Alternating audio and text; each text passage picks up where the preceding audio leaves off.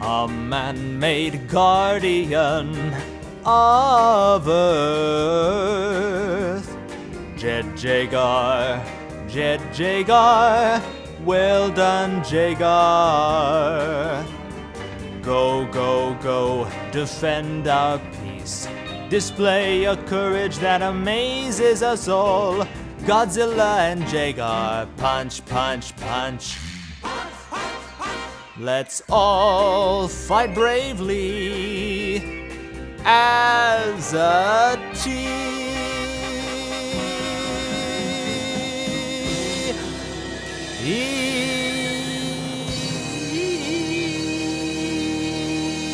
Okay, enough. Yeah, there's no money worth this.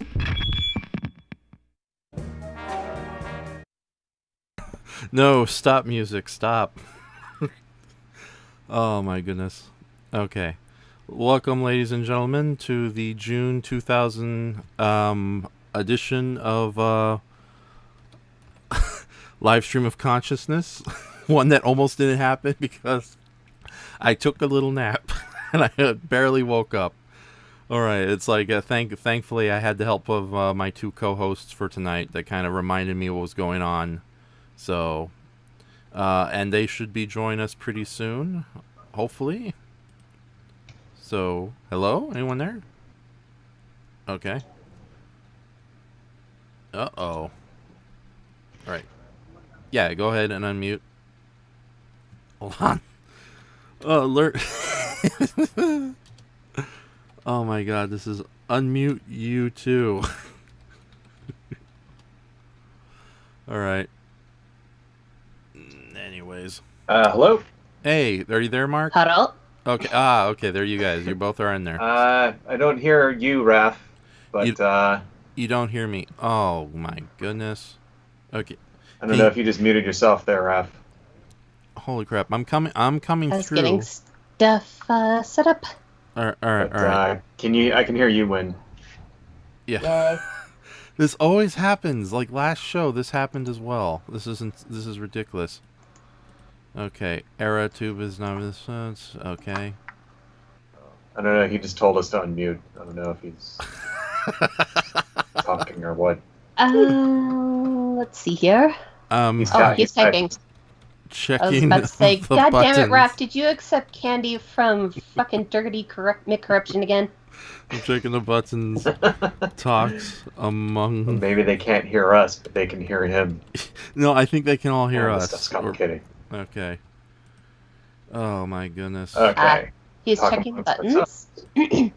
In the meantime, Yeah, this is welcome insane. to the live stream of consciousness, dear listeners. Hello. Not sure I'm what here. Raph has planned for us tonight, as this was a kind of sudden and short notice, but I'm sure you're in for a treat. Right now, he's checking up on some technical difficulties. Thank you, Win. Difficulties. Yeah. Right. We're all having a lot of difficulties. Oh, God, that was dark. Our special apocalypse edition of live stream of consciousness. Can you hear me now? Yes, part Still 3. Can you hear me now? Special collapse of Darn. society edition here. Oh my goodness. So, anyway, how you doing? When you keeping safe, all that stuff, you know? Hanging in, but I could have done without the shit show that was happening in my town the other day. But as I said, it was relatively calm and harmless in comparison to everyone else's fair share of crazy. Was there like protests? More rioting, and we have no idea where these people came from because Hello? everyone knows each other, so it's kind of hard to believe that a local would darn. just kind of go and try to break windows to the main grocery shops in town and all that fun stuff, especially the liquor store. You know, the thing is who knows what's Oh, this is actually going on? ridiculous. I mean, I don't know if you've seen all these videos of like, they're like finding like people who are like plants and stuff, you know? So it's like, who knows if anybody this in the is chat, like, can you hear all three I mean, of us? like they're trying to make it look like they're these black bloc protester guys that, you know what I mean? go out. Yeah, and because you see get the strike. real, because you see the real protesters calling these fuckers out on this shit, Yeah. and you see a lot forming a human Hello, chain to can you protect the hear through retail all stores three of because us? they know that the core retailers have nothing to do with this shit. Hello. Exactly, and and there's videos of like, if I don't know if you go on Reddit or anything like that, but people are posting videos that they're taking of guys getting out of trucks and they're dressed up in all black, and it's like they're obviously Oh, darn cops, or another guy that went up and just started smashing windows on a building and then All turned right. around and calmly Ladies walked and gentlemen, away. I'm gonna have to end the And phone and call. all the protesters are sitting there like Just for a yelling at moment, him, like, I'll dude, what are you join doing? everyone else. Who This are you? always Stuff happens like that. with Skype. And This it's is just insane. like, agent provocateurs.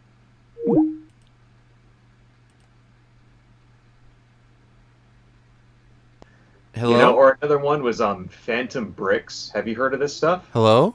Phantom bricks? Oh, hey, Ref is back. Oh, finally. I told you, stop accepting candy from Dirty McCorruption. He keeps drugging it. But I love gummy bears. Shut up, you. Right. Yeah. How's it going, Ref? Oh, hey. Okay, okay. As you guys were saying, go and finish the point. So. Yeah. So apparently, Ugh. there's people who are leaving pallets of bricks out. So like a truck will show up and just dump a whole bunch of bricks in an area where there's no construction going on, nothing like that, and it's like bait. Like basically they're baiting people with these bricks so that they'll throw them. You know what I mean? Mm. And it's something that's not just happened in one city, but there's a video of it in Dallas and another one in Chicago. And it's not. I mean, it's just not too much to be a coincidence. You know what I mean? Like, and you hear stories about this kind of thing all the time whenever there's protests like this. About guys going undercover. And you don't know who they are. Like, some people think they're like, police doing it, or people think they're white supremacists or something. Mm-hmm. And it's just like, and the thing is, all we really know is, this is something that actually happens, but you never find like what's the motive, you know what I mean? Like, who's actually perpetrating the stuff. And it just seems to be like the aim seems to be to undermine the protests and turn them into, so I don't know. That's what you know. happened with Occupy Wall Street 9 years ago. Yeah. Because exactly. it was going well, and then all of a sudden you had these saboteurs come into the woodwork. Yeah. Yeah, and there were stories of this even way back in the day, like the WHO protests, or sorry, in World, what do you call it? World. The World Trade Center. Yeah, World Trade Organization. Okay. But way back in 1999, do you remember like there was like a big protest over that in Geneva and all this stuff, and there were like even rumors of this kind of thing happening like way back then. So it's like, it's not like this is something that's suddenly new, Yeah, I only vaguely remember it because I was only 13. Yeah, I was still, that was right around when I first started kind of getting into politics a little. But the thing is that now we're seeing, because everybody has a cell phone. So everybody has, basically their own little portable television studio at their fingertips. And so now you're getting lots of like video of like this kind of stuff happening, and not just that, but video of like people who are just like peaceful getting arrested for no reason, or the police instigating violence. That's another thing. It's like they're not supposed to instigate it; they're supposed to control the crowd. Yeah, it's also very telling that only like recently have the police are everywhere when there's peaceful riots, but nowhere when there's the looters. It's only changed recently. Yeah. So they just disappear when the looters show up. Yeah. But by the way, before we continue, I was the aim for this night's live stream was to try not to do anything political, considering what happened last time when when YouTube stopped us, and I couldn't tell if that was the copyright or when we went to a long discussion. But screw it, we're in it. But no, the You can talk about something else. yeah, it's like I'm kind of okay, happy that I live relatively less than a mile away from the beach, so it's far from the inner city and the downtown areas where the riots have been going on here in Los Angeles. But at the same time, I live near a highway, so it's terrifying to hear all the police cars constantly coming back and forth whenever anything bad happens these last couple nights. But So everything's cool down where you live. You're not in the thick of all of this, right? Because I know you live a lot closer than I do, so I'm actually glad to hear that you're like safe and stuff. yeah. No, well, we're okay, but because everybody's in the curfew, all the stores near us close down really early. We're talking like 6 o'clock, 4 o'clock, depending on what the announcements are for the day. So doing grocery shopping in the morning is impossible because they don't even have the late night people working at the grocery stores in my area. They come in at 6 a.m. on the dot to start filling stuff up, and then they only open the store like around 8 or 10. So it's made things really difficult, and we were doing really well just ordering stuff online from the various grocery stores and just coming to pick them up because they can't deliver because everyone's delivering these days. So it's just easier to do it that way. But because of the curfews going on this week, we can't even go to certain banks to drop off checks because they're closed. And again, where I'm located, I'm not going to give an exact address because I know our two stalkers in the chat room will try to come and visit me. So draw me something. No. We're like, I'm about a mile away from the beach. But at the same time, I guess they're just not taking any chances and they're just locking up. And of course, I try to give the benefit of the doubt to a lot of police officers, especially since I've had some good positive experiences with them. But at the same time, yeah, they're police officers, so it's like regardless what you think, you don't go and befriend the guard dog behind the gates. Yeah, I'm like right on the edge of LA County, but same thing applies. All the stores are closing at like 4:30, and it sucks. I mean, the thing is, there's not anything happening down where I live, so like, I mean, I doubt that I would even get hassled if I went to went outside right now. In fact, the stores across the street from me are still open, so it's like, but then again, I'm like 30, 25 miles away from like downtown, so there's nothing to worry about over here. Yeah, it is like when I come down and visit you, it is like a 5-hour bus ride. Lovely. Dude, when they eventually let us go outside again, it's safe, and we don't have to worry about dying of like a plague, we should do a live like stream one of these days. Just, everybody meet up in a central area, and like whoever's in California, or something like that. Okay. And that'd be really cool. But, yeah, maybe next year if you decide to come down to California Anime Expo again. When it's rescheduled. If not, then not too far from now, because by looks of things, like I said, it looks like most parts in California are kind of reopening. They're at phase 2. Unfortunately, in terms of the whole curfew fiasco, that's supposed to only last until the end of the week.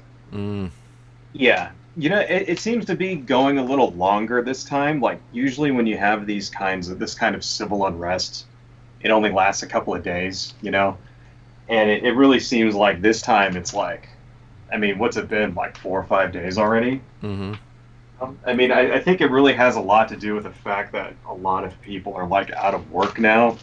So they don't, have to be anywhere. So why not just go and protest? Right. I mean, that's a cynical thing to say, but it's kind of true. Like, if you think about whenever this would happen in the past, by Monday, it's like everybody's got to go back to work. Yeah. So, and kind of like the perfect storm right now. Hello? Oh no! Sorry, that was me disconnecting my earphones for a quick moment. Robot echo. But yeah.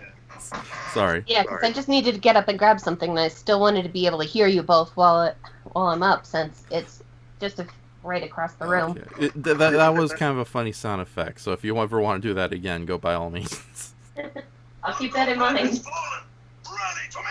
Damn it, who's blowing up my phone?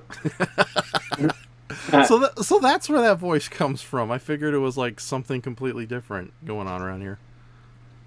Okay, so we do have some conversational pieces tonight, but yeah, the politics stuff we'll kind of get out of the way first.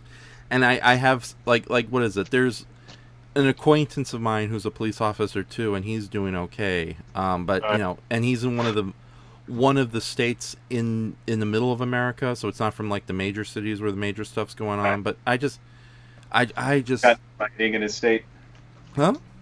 He's got no rioting in his town or whatever. No, there's rioting, but it's not as extreme as it is in say New York or Washington. So yeah, and oh god, that was a crapshoot in Washington. Like okay, it's bad enough you're using violent force to move out protesters before the curfew, but to do it a half an hour early and just for a photo shoot where you hold the Bible upside down and backwards.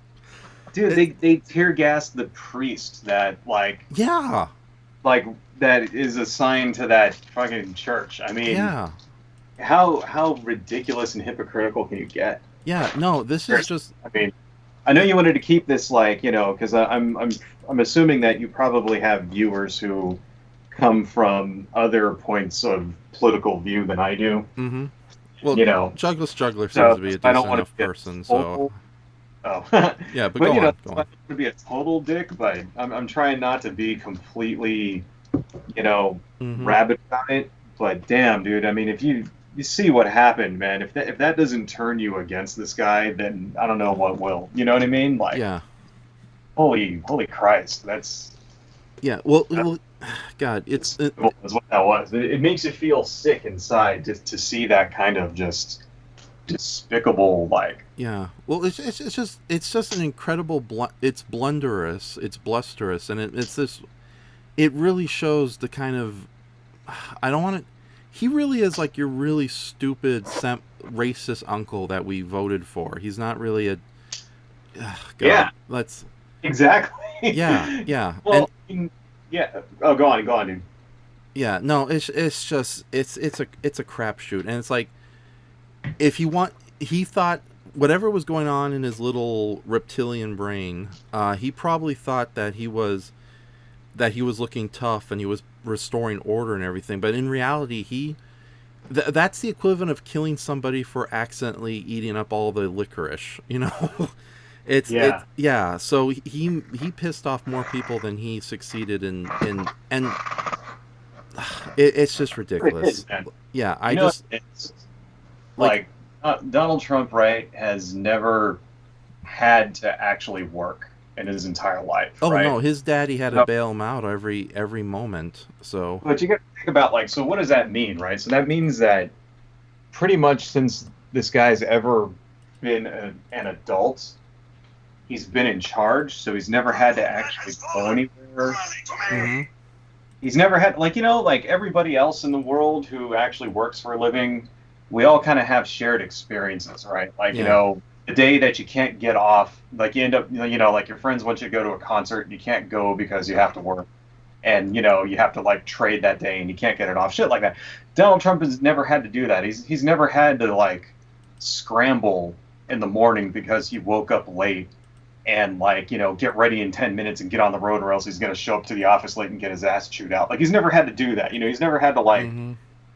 Go to somebody and be like, hey man, can you switch a shift with me? Because I want to hang out with my friends who are in town for this one night a year, and then not get it and be disappointed. Like every time he's wanted to do something, he just does it.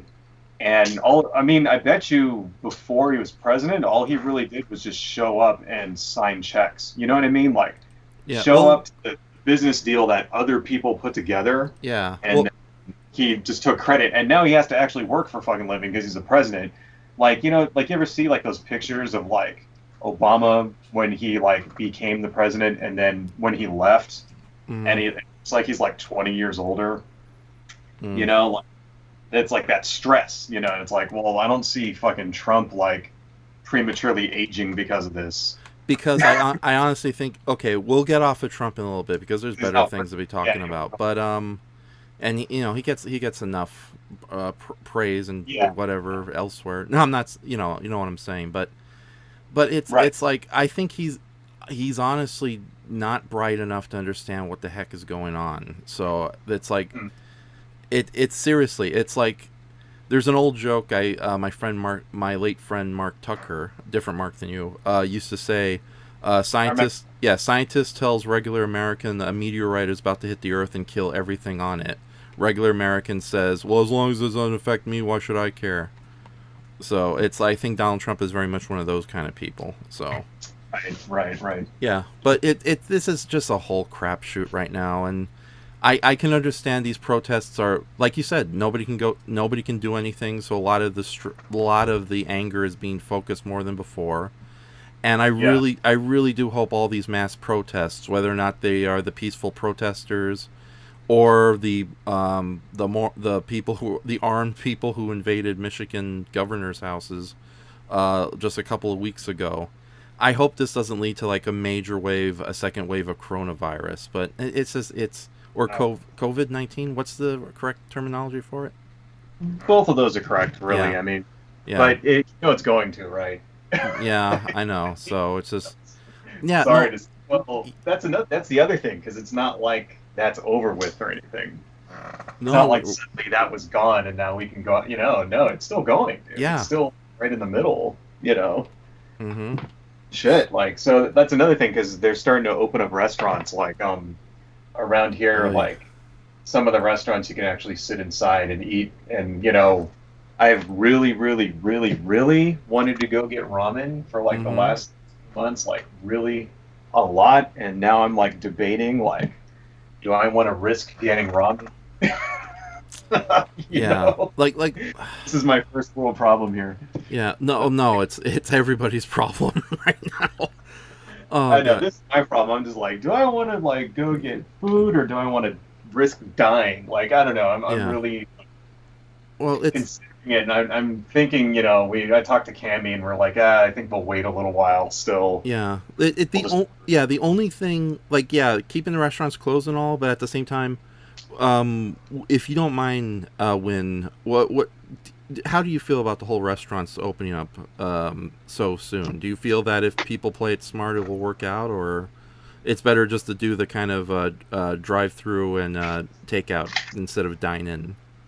I'm kind of on the fence. On one hand, I can understand if people still want to just do takeout for a while. On the other, if people play it smart, they keep their establishment clean, and they do things in the most sanitary of ways, then should be fine, especially if the service people wear masks. And there had been advance warnings that when restaurants open that masks would probably have to be worn for a little bit longer. Yeah. At least up until phase 4. Mm-hmm.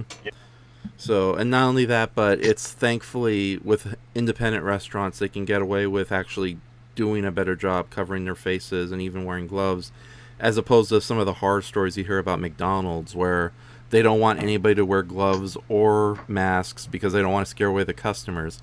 Even though technically, wouldn't the customers feel better about their servers with masks on? But a lot of people who issue those anti-mask orders are normally the more out of touch, who work in corporate rather than the actual buildings. Like our president. Pretty much. Yeah. But no. Let's change subjects and let's change subjects from that, because he gets enough attention as is, and that's all he craves. He's pretty much the equivalency of a high school 16-year-old girl wanting to be popular. Seriously. He's always on his phone. He talks shit about anyone who doesn't kiss his ass. Mm-hmm. Totally. He's an idiot. Not to mention there's a temper tantrum if any lick of criticism is thrown his way. Yeah, even I'm fair sorry, criticism. Yeah. You're gonna have to learn to take criticism. He can't handle when somebody else is more popular than him. Mm-hmm.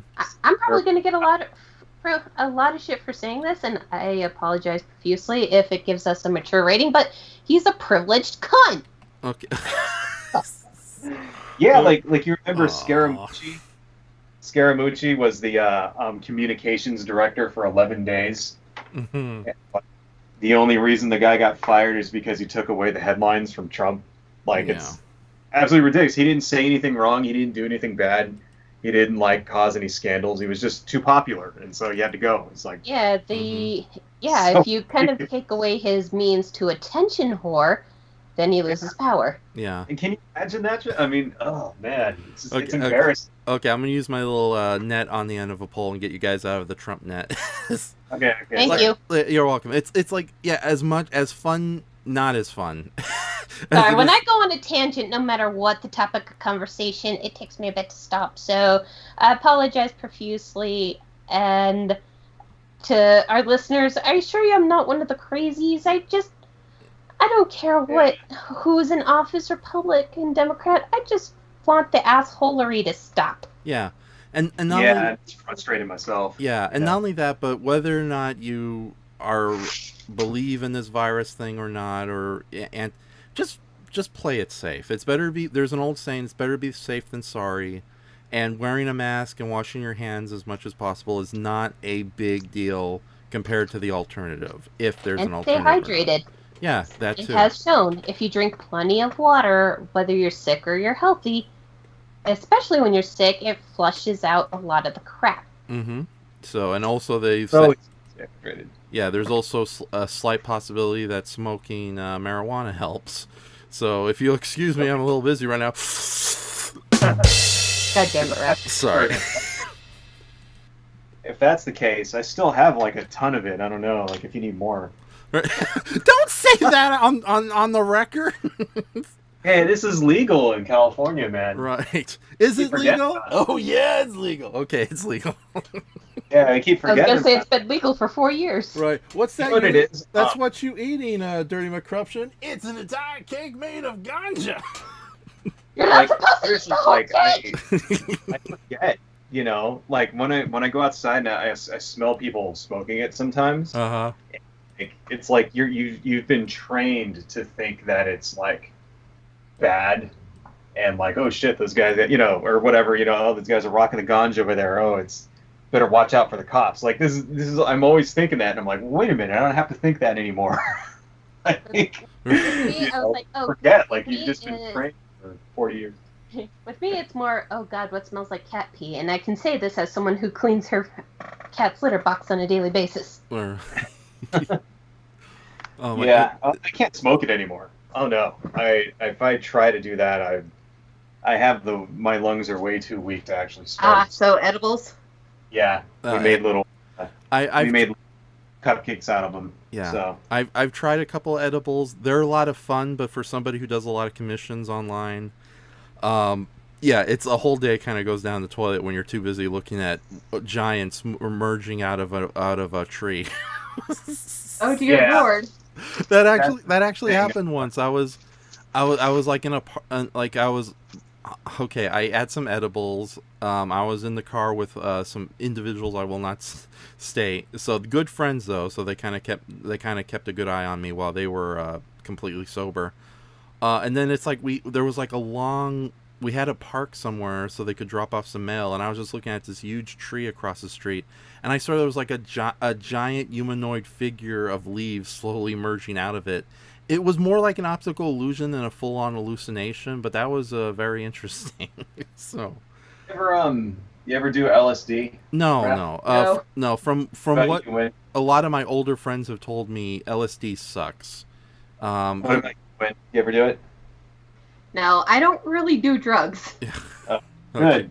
Shouldn't. All right. That's right, kids. Drugs are bad. Yeah, exactly. So, except marijuana, because God grew it. And it Yeah, actually does have some medical benefits, because I will say this, there was one incident where I did accidentally consume the ganja. Mm. I had just moved up here, and I was told by my old roommates, who were renting a room from my sister in the house at the time, Mm-hmm. and they said, hey, if you want anything, feel free to help yourself. So I'm making myself some instant coffee until I could get my very first trip down to Wally World for groceries. Mm-hmm. because I was used to just ordering them online and getting them delivered at my old house in Culver City. I see peanut butter cookies. I decide, oh, hey, they did say help myself to anything. I hope they don't mind, and if not, I'll apologize profusely. Uh-oh. I take a bite, and I'm thinking, this tastes disgusting. Uh-oh. Next thing you know, I hear, oh, God, you didn't just eat one of those cookies, did you? And I turned around to apologize, saying, hey, I didn't realize, I'm sorry. And then your only to roommates- get the bomb drop that it had weed in it. And then suddenly your roommates' heads grew a little bigger than Not usual. necessarily. Well, I didn't really get that kind of high. I ended up just taking a really, really long 3 to 4 hour nap. Bonus was, it was around a time where I was suffering from some really bad back pain. So when I woke up, my back pain was gone for the rest of the week. Mm-hmm. But by the way, I just want to read Brayton Connor's little comment in the live chat. It took you this many freaking episodes for the phrase "you ever do LSD" to be uttered on this godforsaken podcast. Well, I don't know. It's not as bad as everybody thinks. I mean, I don't know. I didn't mean to cut you off there, Ralph, but you said you had a friend that told you didn't like it or something. Oh yeah, he's a friend who had a lot of drugs. He's pretty much out of them for now. But he says acid sucks, especially when it's poorly made and it's given to you under really shitty circumstances. So if anyone says, "Hey, let's give this person acid as a joke," that person should not be trusted or destroyed before they commit their practical joke. The words of my late friend. So. Yeah, well, it's not that bad, but he's right about the quality. Mm-hmm.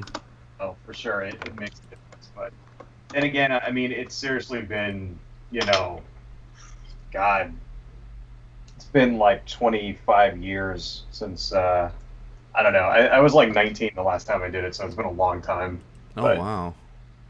But, yeah, it's not as, everybody thinks that you're going to, like, do it and then jump off a building or something. It's not like that. It's just, everything just gets really funny. Uh-huh. And start laughing at lots of stupid things, and then after you peak, just sort of, you get visuals depending on how good the stuff you have is. But at no time ever did I ever feel like out of control, Oh, you didn't think you were a flying chicken and then immediately jump out a window? No. Like, I mean, I guess if you like took a whole bunch of it, then yeah, you probably could kind of lose your mind a little, but mm-hmm. I never felt like, I'm not in control, you know what I mean? So I guess, I mean, then again, I only really took, a certain amount. I was kind of afraid to go over a certain amount, so, mm-hmm. I'm not saying those stories are fake or whatever, but yeah, it wasn't like that when I did it. It was actually pretty fun. The aftermath, not so much. The afterwards, you feel really scummy and like dirty, and because you're up all night and like sweaty and all this stuff, and so yeah, like,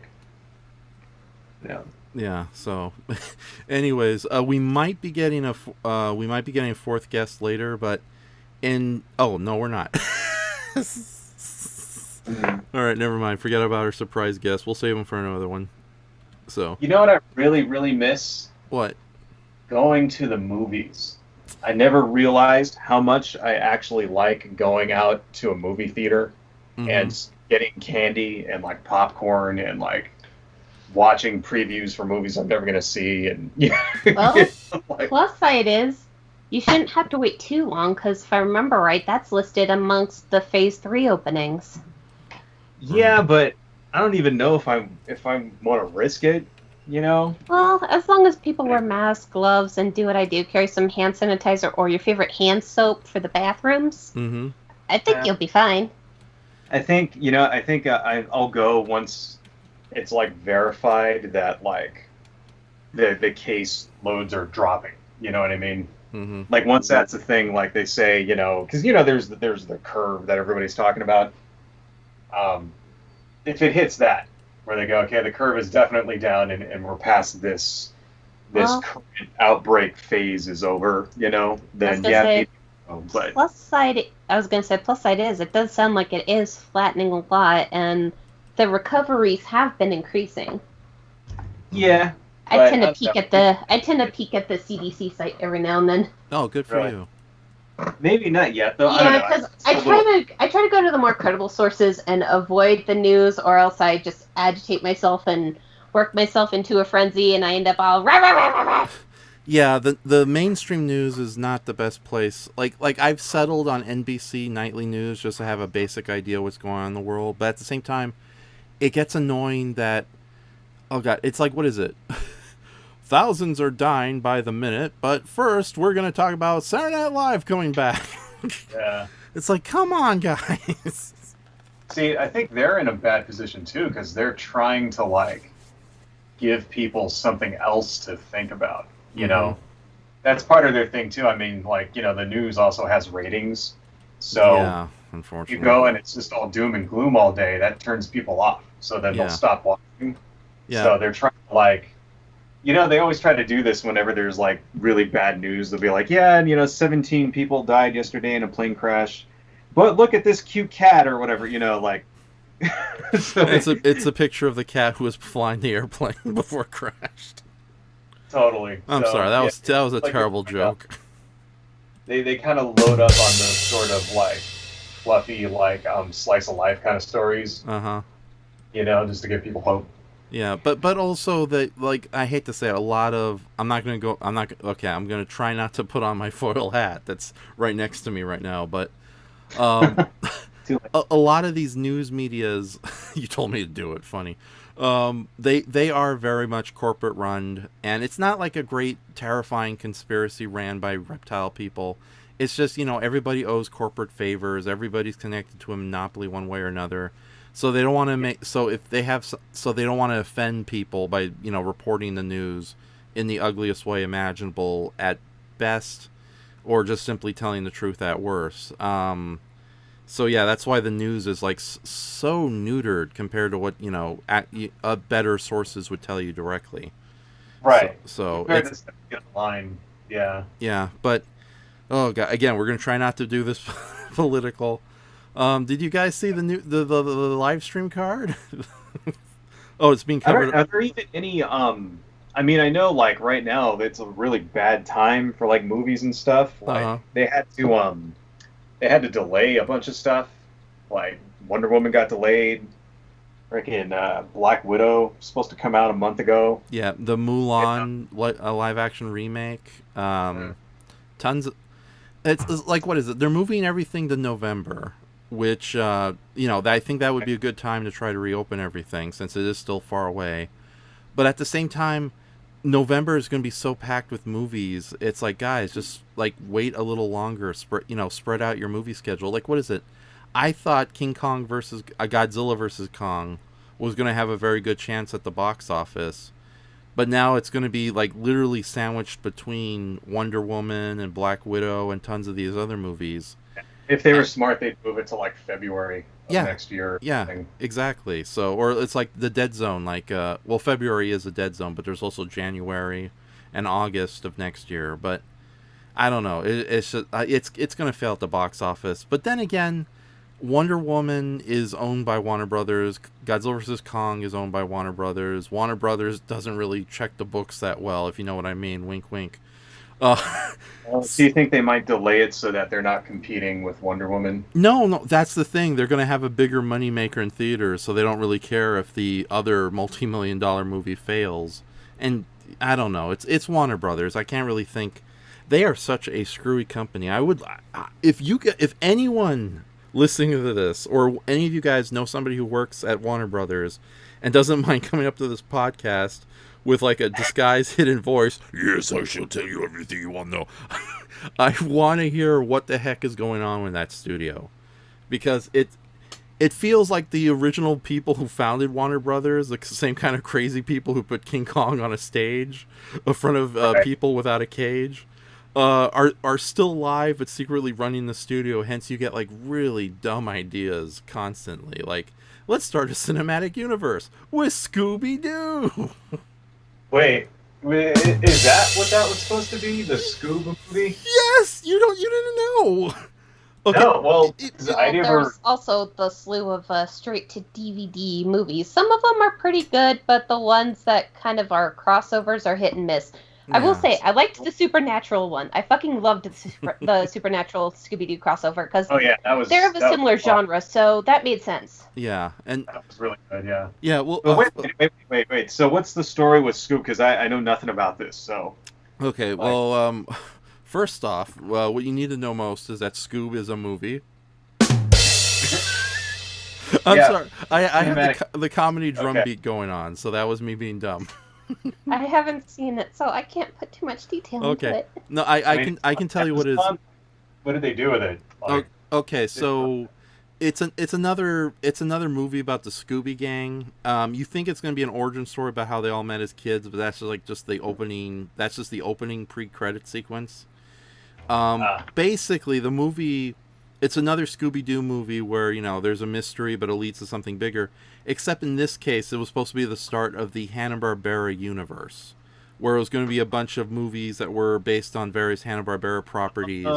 So this is more of a Scooby-Doo crossover, because the mystery ends up devolving into an evil plot by Dick Dastardly, the main villain of Wacky Racers, and who even got his own show because of how popular he ended up being in the Stop 70s. that pigeon! Yes, stop that pigeon now, Mackley.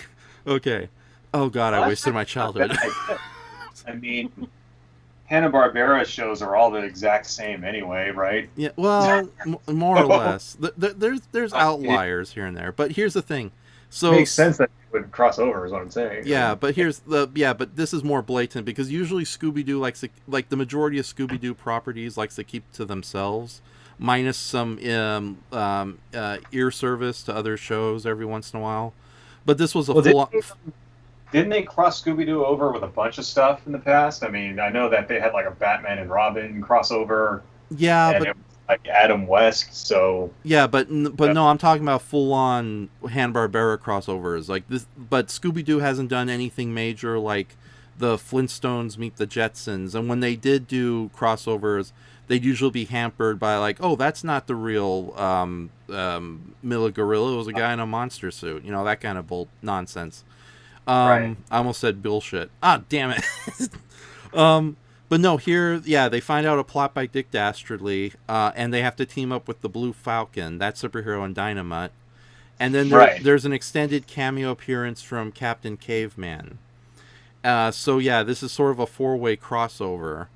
And apparently it was supposed to tie in, I don't know if it was going to be a sequel with more Hanna-Barbera properties, but so far the reviews for Scoob has been kind of lukewarm at best, annoyed at worst, because a lot of people say it's very unfocused. The animation is all over the place. Like some of the main characters look good, but all the background characters look very crappy PS2 background characters out of an RPG, which shows kind of the rushed nature of the production. And also like they kind of waste, like, I don't know. This is a lot of problems with the movie. I think it did well enough on streaming to justify its price, and it's definitely a lot better than some of the more recent Scooby-Doo movies released on DVD. Especially since, for some ungodly reason, a lot of the Warner Brothers Scooby direct-to-DVD movies, they've done this really annoying thing where, every monster they ever met that was real was never real. So they kind of, like, what is it? The sequel to Return to Zombie Island pissed off a lot of people because they retroactively said, there was no real zombies or cat people in the original movie. That was all a hoax. And I don't know why. I think it's Warner Brothers trying to get back on brand, to get, not to, like, do regular mundane Scooby-Doo as opposed to the more insane entries, which probably explains this new series they have called Scooby-Doo and Guess Who, where they do have guest star characters. But there's a weird, like it never works out in that Scooby-Doo formula when you have like them meeting a real superhero, and apparently the super villain or monster they're fighting is fake. That's like saying, there's no such thing as ghosts. Don't you agree, Funky Phantom? Yes, indeed. Am I joking you? Yeah. I can show you how to be funky. The last Scooby-Doo related thing I've seen was like the 2 live action movies that came out. Like I haven't watched any of the any of this other stuff that you're talking about. So Don't waste your time. I've like what is I stopped watching Scooby Doo like a while ago. Scooby Doo Mystery Incorporated, which is a animated series on Netflix from the mid 2000s. That's actually really good because it's Scooby Doo, but it's slightly darker and much more humorous. And it does eventually lead up to a real supernatural threat in the final final 2 episodes. And holy crap, it's basically Scooby Doo versus Cthulhu, and I'm not joking. Oh wow! Yeah, and it's on Netflix. It's actually a really good series, complete with like real character deaths and some real villains going on. But no, this Scoob thing just feels like it's like it's.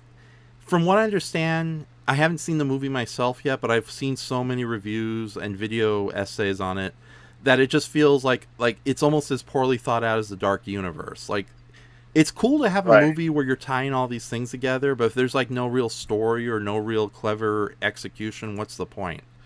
You know, it's and I hate to say it, it's like that's how I feel about a lot of the X-Men movies, where it's like, oh, we're setting up the stones for a bigger X-Men movie. Oh, gotcha. It's just going to be the same movie over and over again. So, or it's like movies that spend too much time setting things up, but there's no payoff, even within the context of that same story. That's how the unfocused nature of some of the Harry Potter movies. So, an unpopular opinion from Olden Shoma, but even freaking Batman v Superman. I mean, come on. Oh yeah. Oh god.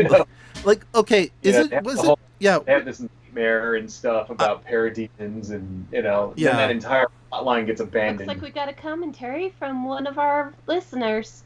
I've been having a very interesting adventure during my extended stay in Cabin Fever, such as making new and interesting and new friends in the process. Does anyone want to hear those stories of mine? And he also says, because we're talking about Scooby-Doo right now, just to get this out of the way, Mystery Incorporated is my favorite incarnation of the Mystery Gang. While what's new is my favorite intro. I've been thinking about writing a Lupin the Third and Scooby crossover story for quite some time now. I've been thinking of a new idea with how I want to do with it. Would anyone want to see that? You know what? Since Lupin the Third kind of has a similar genre to Scooby-Doo, except it's more or less a crime chase scenes, I could see that being a pretty decent crossover fiction. Right. Although it would have to be, the only thing I'd recommend for that is the only way I think the two characters would meet is like the Scooby Gang is solving a mystery. It turns out to be Lupin. And then, of course, Lupin, despite being the hero of his own franchise, he's a bit of an anti-hero, so he takes the gang hostage. And then a bigger threat shows up because, oh god, Mark, have you seen anything related to Lupin the Third?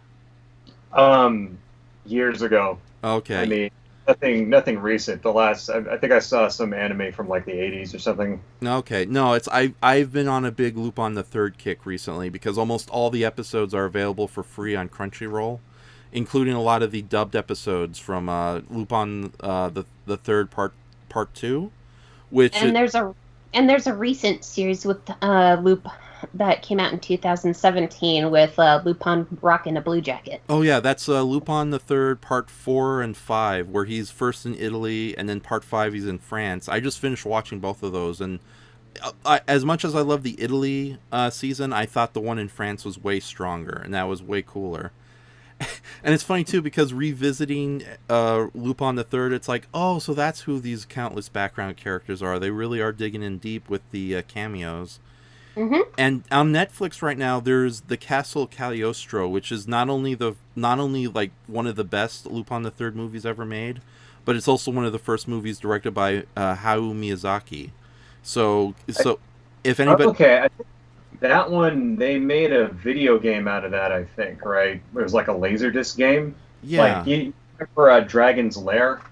They made a game like that, and they used footage from that movie in the game. Yeah. And I think there was a Super Nintendo game, because I remember seeing 16-bit sprites of both Red and Green Jacket Lupin.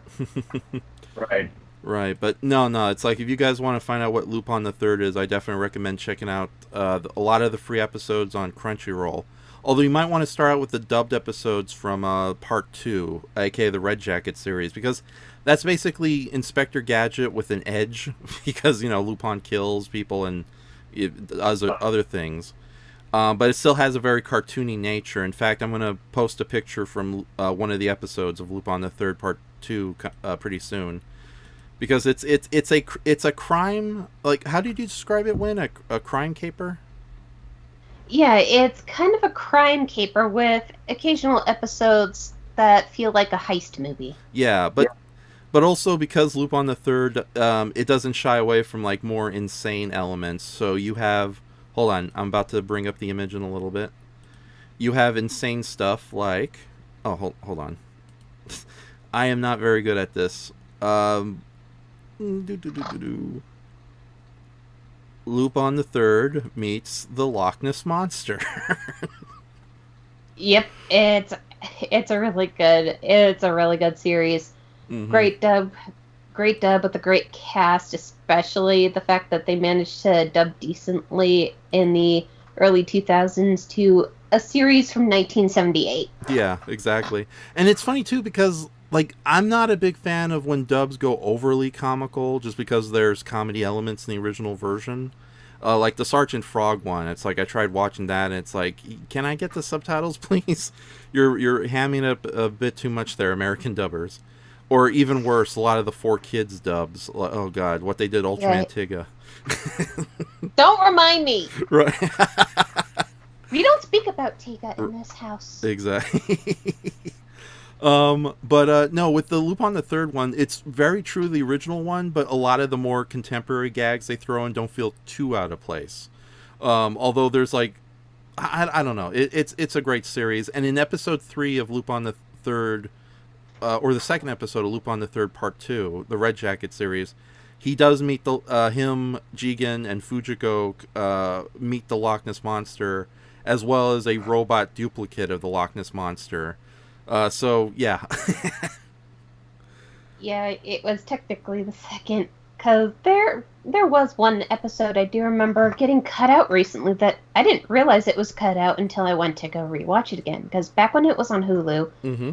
I viewed an episode that had a preview of it. It was called To Be or Not to Be. Oh, that's so funny because every time when they used to show Lupin the Third on late night Toonami and then later Adult Swim, that's when all the new episodes would cut off. When the minute they showed that trailer, it's like, how are we gonna? And what you saw the episode when? Would you care to explain to be or not CB? Vaguely. There's kind of some Nazi shenanigans, and of course it's Lupin and the gang looking for a big elaborate treasure. In this one, it turns out to be a lot of Hitler's old shitty drawings. Yeah, it's if I remember the plot, Lupin and his friends discover a Nazi criminal who has a bunch of Nazi gold, and they try to. Lupin has to dress up to pretend to be the still living Führer in order to convince this senile villain where the gold is. But like you said, the big I can see why they never broadcasted that one. yeah, but of course the big gag is that once they dispose of the old Nazi, and they find that's like how bad were the pictures represented in the episode? If I remember correctly, they kind of look like stick figures and artwork from when I was in preschool. It's like that's Only difference is I can actually own up to the fact my art was shitty. At least it's now maybe teetering on passable. Mm-hmm. Yeah. Oh, I can say the same thing about my chicken scratching. Is this like Hitler's Oh, artwork? hush, Raph, your art is amazing. Okay, thank you. I was just being kind of humble and silly. Yeah, this was the secret treasure that this Nazi criminal had was Hitler's crappy children drawings. Right. So, or childish drawings they probably made when he was an adult. So, but it's like that's the kind of show Lupin the Third is. It's like Inspector Gadget, but with a bit of a more adult, cynical wit to it. Although the recent Lupin the Thirds have definitely, like Lupin the Third isn't completely cynical. I shouldn't say that because Castle Cagliostro is very heartwarming for what it is, despite being James Bond meets the Pink Panther. And then of course Part 4 and Part 5 had some really sweet moments, especially with Lupin having a forming a friendship with this young hacker girl that him and his friends rescue, and she temporarily joins the gang. And it's like there's a very sweet episode where her, Lupin, and Zenigata, the detective, who's sort of the frenemy / arch nemesis of Lupin because he's an inspector. good old Pops. Yes, exactly. I'll get you, Lupin. But there's an episode where they have to kind of travel through a wilderness area to get to a neighboring country to flee from a bunch of assassins, and it's just it's funny because it's still an adventure episode, but it's still kind of a nice day in the life, just characters hitting off each other. In fact, that's one of the great things about Lupin the Third. You can have one episode where they're trapped by two giants from the Journey of the West story and forced to play a deadly chess game with them as the pawns, literally. And then the next episode, it's Lupin and the guys trying to figure out, trying to buy a sincere gift for Fujiko while not trying to steal it at the same time, so they don't get in trouble. They just want a regular nice birthday for her. So it is a very, it's a very nice show. You have to try. Wait, is it like? I don't know. I won't. Wait, is that the Loch Ness Monster right there? Oh, okay. Yeah. The robot duplicate of the Loch Ness Monster holding Fujiko, because there was a mad scientist who wants revenge against the Loch Ness Monster, and he kind of forces Lupin and his friends to help him. Ah, right. Yeah, right. That old chestnut. Oh God. I'll definitely have to check some of these out. Yeah, I think I saw a movie that was like, I don't know how old it was, but it looked like it was from the 80s or something. Mm-hmm. It's a long time ago, but I do remember like the car driving up on the side of the canyon, and it was like kind of wacky. Oh yeah, I think that actually was Castle Cagliostro. Well, actually, Yeah. Lupin does. Yeah. Years ago. Although to be fair, Lupin the Third does that quite a bit in his show. It's like, I'm honestly surprised there hasn't been, of all like the hundreds of episodes and movies made about Lupin the Third, he has not met aliens, unless I'm mistaken. So he's met ghosts, he's met vampires, there were cyborgs, there was a giant flea / assassin that briefly appeared. There was a dictator. Yes, the the dictator too. Oh God! Oh, nanotechnology. There's all robots, all sorts of wacky stuff. So, okay. So, what next, children?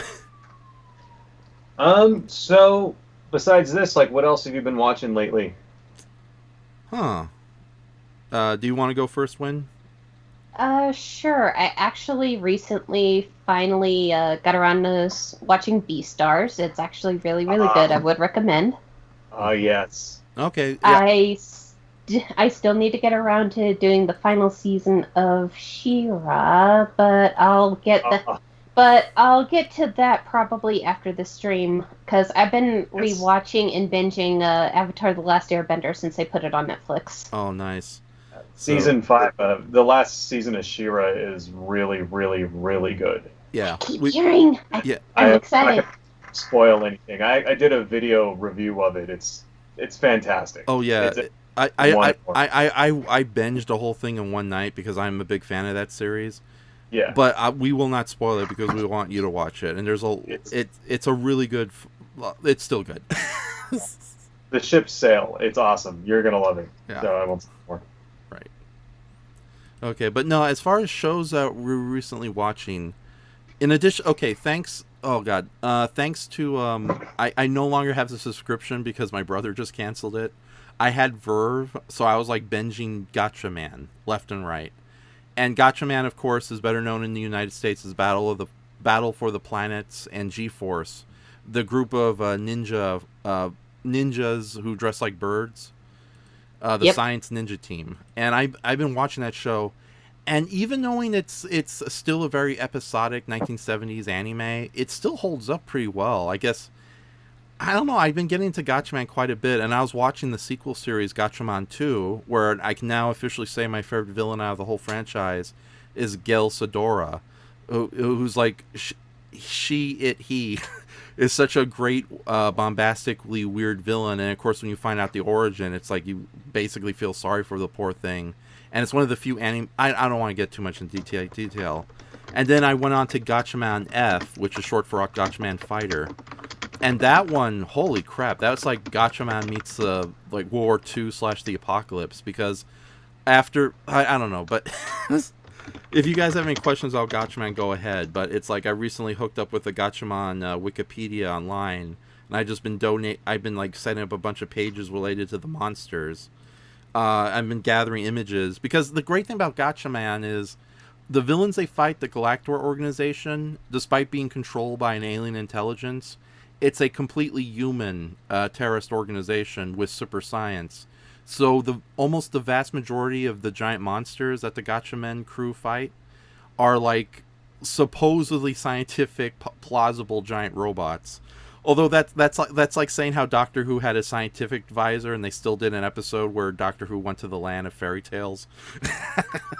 Right. Yeah, Gatchaman is the same thing. It's like, oh yes, these kaiju are more realistic than other kaiju, such as this giant dinosaur skeleton animated with lasers like a marionette, or this giant magma-covered golem with the face of Jesus. It's like, yes, that is completely realistic, anime directors. But no, it's a very fun series because, again, the show came from Tatsunoko Productions. They're most famous for being the company behind Speed Racer, and the people who behind Tatsunoko were very heavily influenced by American comic books, so much so that you can see it in a lot of their works. In fact, it's ironic we were talking about Hanna-Barbera, because Tatsunoko and its various creations are often compared as the Hanna-Barbera of Japan, probably with better animation though. Yeah, I love me some Himitsu Ningen Tiendi, or as the Americans know it as, Samurai Pizza Cats. A lot of people, a lot of people love that. I actually have almost the whole series on VHS tape when it came on back in the 90s. That was a great show. Yeah, and apparently it's lost media, so I really need to convert those to DVD and probably try to upload them online if I can. Or if you guys want DVD copies, then there's your Christmas gifts. Really? You can't find that online anymore, the English dub? You might be able to find it, but I know a couple It's on Crunchyroll. Oh, okay, then forget my VHS Yeah, tapes. they have the sub and the dub on Crunchyroll. Okay, that's good to know. Also, it's on Amazon Prime too. Okay, so all right, so then let me go burn my VHS collection. I'll be right back with you guys. Die, VHS, die. But yeah, no, Samurai Pizza Cats. They also did Speed Racer. Oh God, what is it? Tekken Man. Tons of different series. But the thing with Gatchaman, it was such a success that they had the first season is just 100 episodes long, 105 episodes long, and the follow-up series combined with the main series, that's like, and it's a continuing story, so it's like 200 episodes. And it's great because, again, it very much feels like a good anime take on American superheroes. The heroes are very likable. The villains are complete bastards, but they're really fun in their own right. Although I have to admit, the first villain, Berg Katsude, aka Galactor himself, who dresses up like kind of like an evil Batman character, I think they go overboard with the comedy elements in the ADV English dub for Gatchaman. Because it's like, it's a show from the late 70s, and there's like an episode 80 of this series. I don't know if ADV, when they were dubbing the show, decided just to go crazy with the dub, but when Berg Katsude appears to take over a laboratory, he announces to everybody, I'm not kidding, this is the real English dub. It's like, behold, Berg Katsude is here. Can I get a whoop whoop? It makes sense because a lot of Tatsunoko properties back in the mid to late 90s, a lot of the scripts got lost, so some companies were stuck with raw footage. So we're pretty much given permission by the companies at the time, prior to scripts being found for potential redubs in the future, to just kind of have fun and ad-lib. That's how Samurai Pizza Cats became so successful, because the script they needed for translations and recordings got lost, so whoever dubbed Samurai Pizza Cats at the time got to pretty much go ham. And in ADV Films cases, sometimes it was also because the original script was just so bad. Like Ghost Stories, for example, apparently the dialogue in the original Japanese version was just so bad and bland, they pretty much gave ADV Films permission to just go ham, and the voice actors just had fun ad-libbing. Okay, that explains actually quite a bit now. So I thought the reason they did that was just because the original series was just very, very boring. Yeah, that's what I mean. The dialogue was just so boring. They let them go. They pretty much let them go ham on it. Yeah, okay. So that might explain the ADV dubs for Gatchaman, because yeah, whenever Bird Katsei is on screen, they go overboard with some of the comedy elements. Like, what is it? There's an episode where Bird Katsei, there's a series of episodes where they believe they've destroyed our heroes for good. And so Bird Katsei is giving orders to his henchmen, but he's also drinking wine at the same time. Now, in the original Japanese version, of course, it's a serious talk. He just happens to be having wine. In the AD vision, it's like, okay, men, listen up. Just because we're victorious doesn't mean we have to keep our guard down. Take this giant squid and find the gotcha, men. It's kind of why I loved those dubs so much, because they had so much charm. Right. And while they are rebranded as Sentai Filmworks and do amazing dubs now that are accurate to the scripts, I'll never forget the earlier super fun scripts. But I'm not gonna dawdle on Gatchaman for too long, especially since it's on High Dive, which is Sentai Filmworks' own streaming channel, and it's it's the only way to find it. But it's also the Gatchaman is also available on Blu-ray too, in full series box set. So it's I'd recommend it if you like old school superheroes, white-fisted anime action, and giant mecha monsters. I also got back into Daiguard, Terrestrial Defense Corporation Daiguard. Oh shit, I remember that. They played the first 3 episodes on Toonami during a Giant Robot Week. Yes, that would have been a great series to show in full on Toonami. I don't know why they couldn't, especially since it was so cheap to get. But probably because there was probably a lot of fan service to do with the anime today. Okay. Well, yeah, I think you gave me a couple of those episodes actually, Raph. Yeah, no, I did, but no, the whole series, both dubbed and subtitled, is free on Crunchyroll, and I would definitely recommend it to anybody here. The animation isn't the best, but at the same time, the characters and the story is very entertaining, even if the giant monsters are really just... They're not as bad as most anime series, where they'll introduce a monstrous element and it just suddenly gets ignored because, oh no, it's my very human arch rival.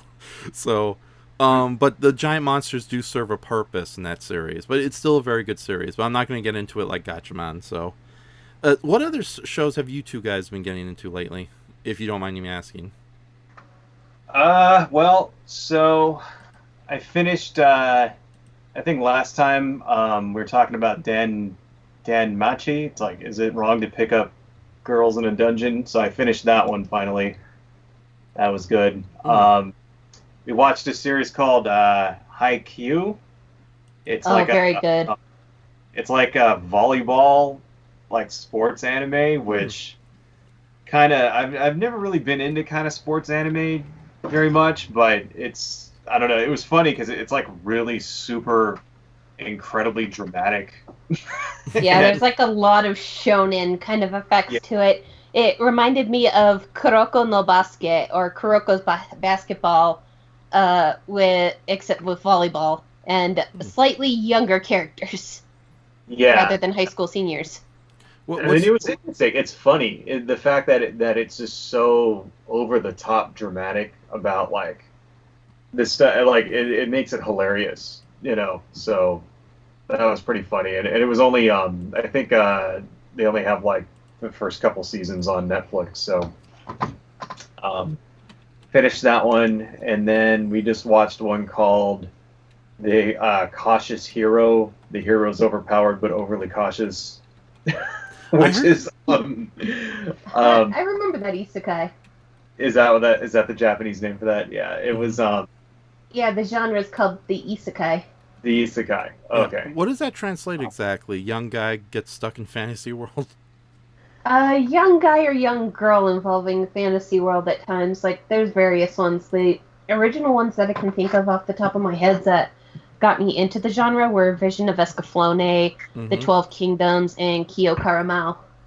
Except with Kyo Karamao was the first one that I've seen it happen to a male, because in Vision of Escaflowne, it happened to a girl named Hitomi, who was found to be that world's wing goddess, where in the 12 Kingdoms, the main character for that, I can't remember her name right now, but she was kind of known to be a very, very high-ranking person and powerful warrior. Okay. Oh yeah, didn't Escaflowne? Sorry about that. I had a bit of a distraction with the cat here. Didn't Escaflowne appear on American television? Yeah, the first half of it. They never finished the series because it kind of got a little darker as it went. So I guess Fox Kids pulled it. Did they? But I watched the entire series. It's super worth it. Right. So, what do you? Okay, you guys have more of a. You have more experience with anime than Olden Shoma here, who spends too much time watching Bird Katse get drunk while trying to explain the mechanics of a giant robot squid. What is your feelings towards the whole isekai genre and why it's become so popular of late? Okay, I'm back. Oh. Well, if it's done right, the isekai genre can be really, really good. Like, I enjoyed when I was in college. I got into Kyo Karamao, especially because Yuri was such a relatable character. His budding relationship with Wolfram, which started out as unrequited, but kind of developed into a bit something more down the road, was kind of cute, and the fact that he had a daughter figure just added to the cuteness. The battle scenes are pretty badass, and you wouldn't think a high school student who gets whisked into this fantasy world via the boys' room would become this well-known demon king. Oh wait, is that the Demon High School series? No. It's not the Demon High School series. Kyo Karamao came out in the late 90s, early 2000s. Okay. All right. Another good isekai series I would highly recommend is Rising of the Shield Hero. That's some good shit. Okay. Well, and another good one, if you want kind of slice of life meets isekai, Kimono Michi. It's about a pro wrestler who gets whisked away into the fantasy world. And he does have some pretty heavy-duty wrestling matches here and there, but a lot of the time, he's running a pet shop. Right. And then there's Restaurant to a Different World. I've been meaning to watch that, but I've heard nothing but good things about. Yeah, I've heard good things about this one called That Time I Got Reincarnated as a Slime. Or yes! Is that any good? Yes. Oh, it's pretty good. Yes. I have that on my watch list. I just haven't got to it yet. Okay. It is so good, and I gotta say, both the sub and the dub are terrific. Okay, I just have to ask right away though: are the goblins major characters, or do they all get massacred early on? They're kind of reoccurring, and a lot of them they're just they're endearing. Or if you compare it to something like Goblin Slayer, where they're just these man-eating, debauchery-committing monsters, they're the exact opposite. In the time I got reincarnated as a slime, it's like, holy shit, do I want to hate goblins or do I want to love them? Because this tribe is so fucking endearing. I want to give them all hugs. That's the big question in these days in anime. Good goblins or bad goblins? The protagonist, who's the slime who turns into a human, Renmaru, he is just so adorable. Yes. Okay, so outside of anime, any live action stuff you guys, anybody here has been watching? I just finished Picard, so how is it? It was all right, I guess. I bit the bullet and actually subscribed in order to watch it. And, yeah, it's basically it's the exact same thing as Discovery. So if you like Discovery, you're gonna like Picard. I mean, right. Well, You're more of a Star Trek fan than I am, and my experience with Star Trek is really just Deep Space Nine, Voyager, and the original series. Do you like the much darker, nastier direction they're going Star Trek, or you feel it's a little too dumb? Personally, Yeah. well, you know, they have to keep it relevant for a modern audience. Mm-hmm. 'Cause if you think, I mean, I think Deep Space Nine is my favorite show of all of them. I think I even like it more than Next Generation. Yeah. No. To be honest. Yeah. But I think if Deep Space Nine, it's kind of dated. Like if that were to be released today, but with just like updated special effects, like I don't think it would do half as well as it did. You know what I mean? Mm-hmm. Like we've kind of so Star Trek, like they're trying to like adapt it to like a modern audience, and you can really tell with this and with Discovery, like they're kind of going for that like epic sort of mini series Game of Thrones kind of thing. Mm-hmm. Like the stakes are really high, and it's like, you know, a little more mature, and they're not afraid to drop F-bombs and stuff like that, and you know.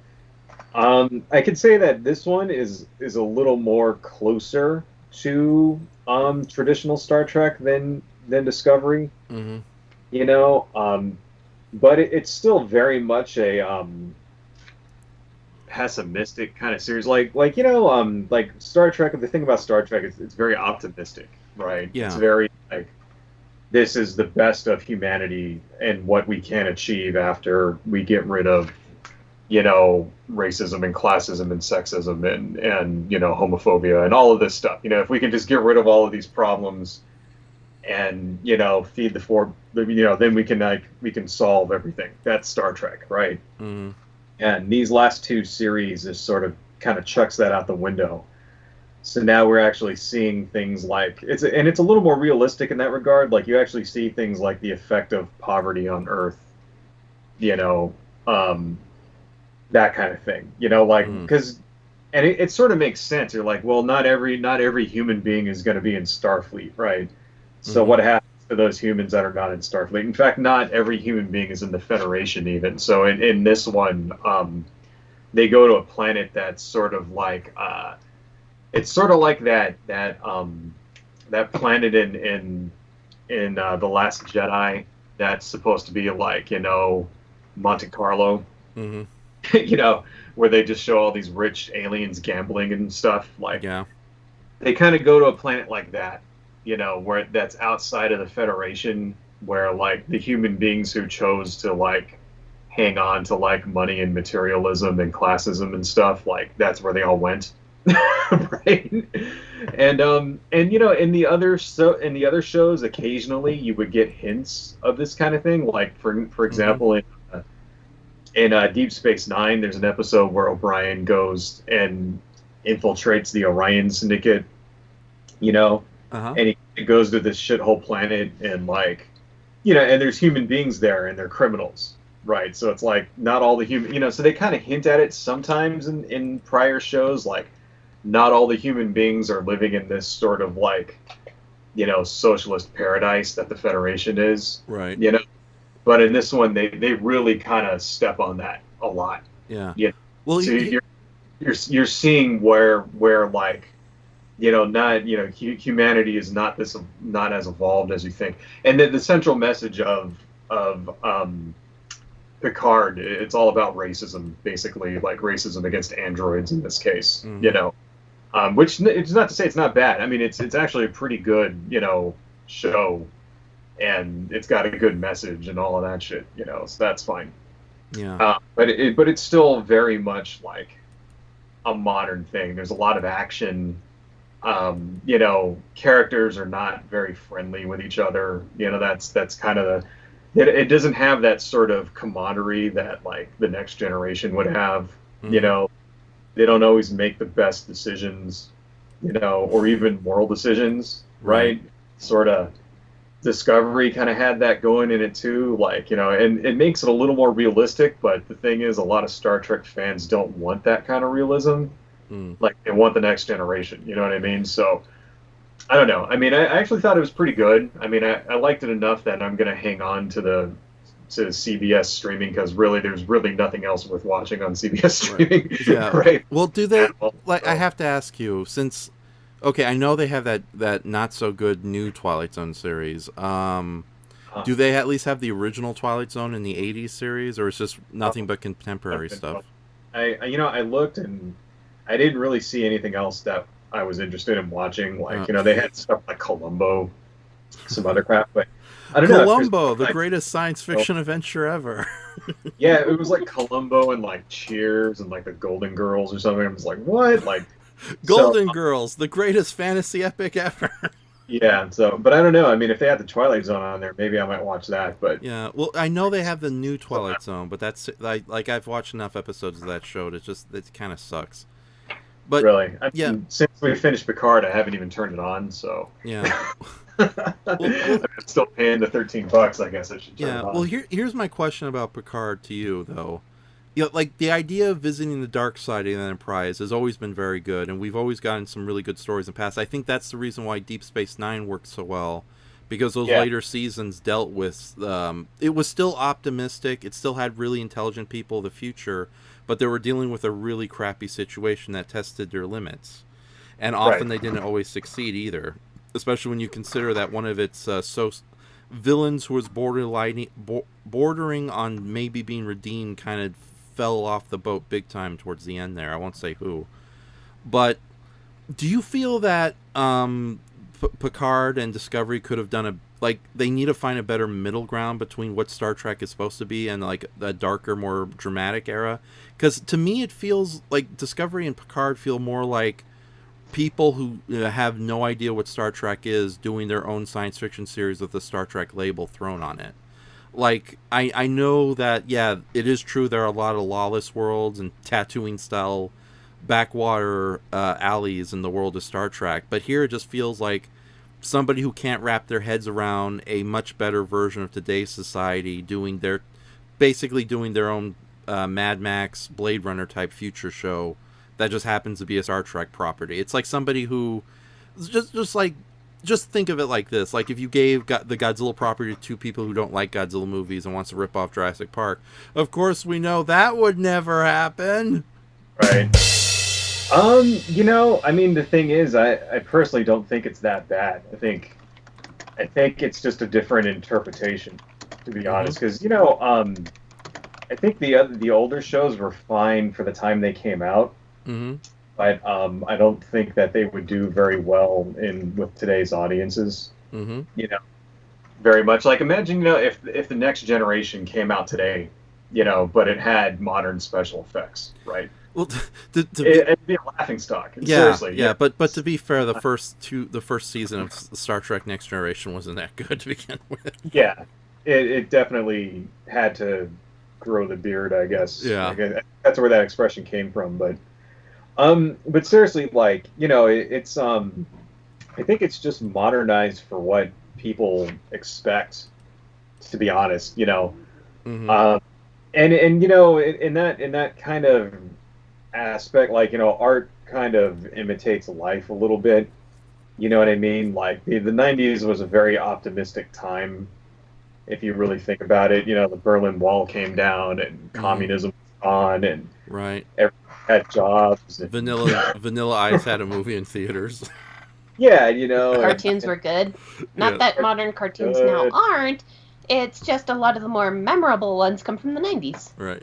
Yeah, we didn't have giant wildfires every year burning down half a continent and stuff like that. It was just like it was a much more optimistic time, and then see that reflected in the media of the time, especially Star Trek. It's like, this is what we can accomplish now that we're not facing nuclear annihilation. And today it's like, well, no, the last 2 decades have been rather crappy,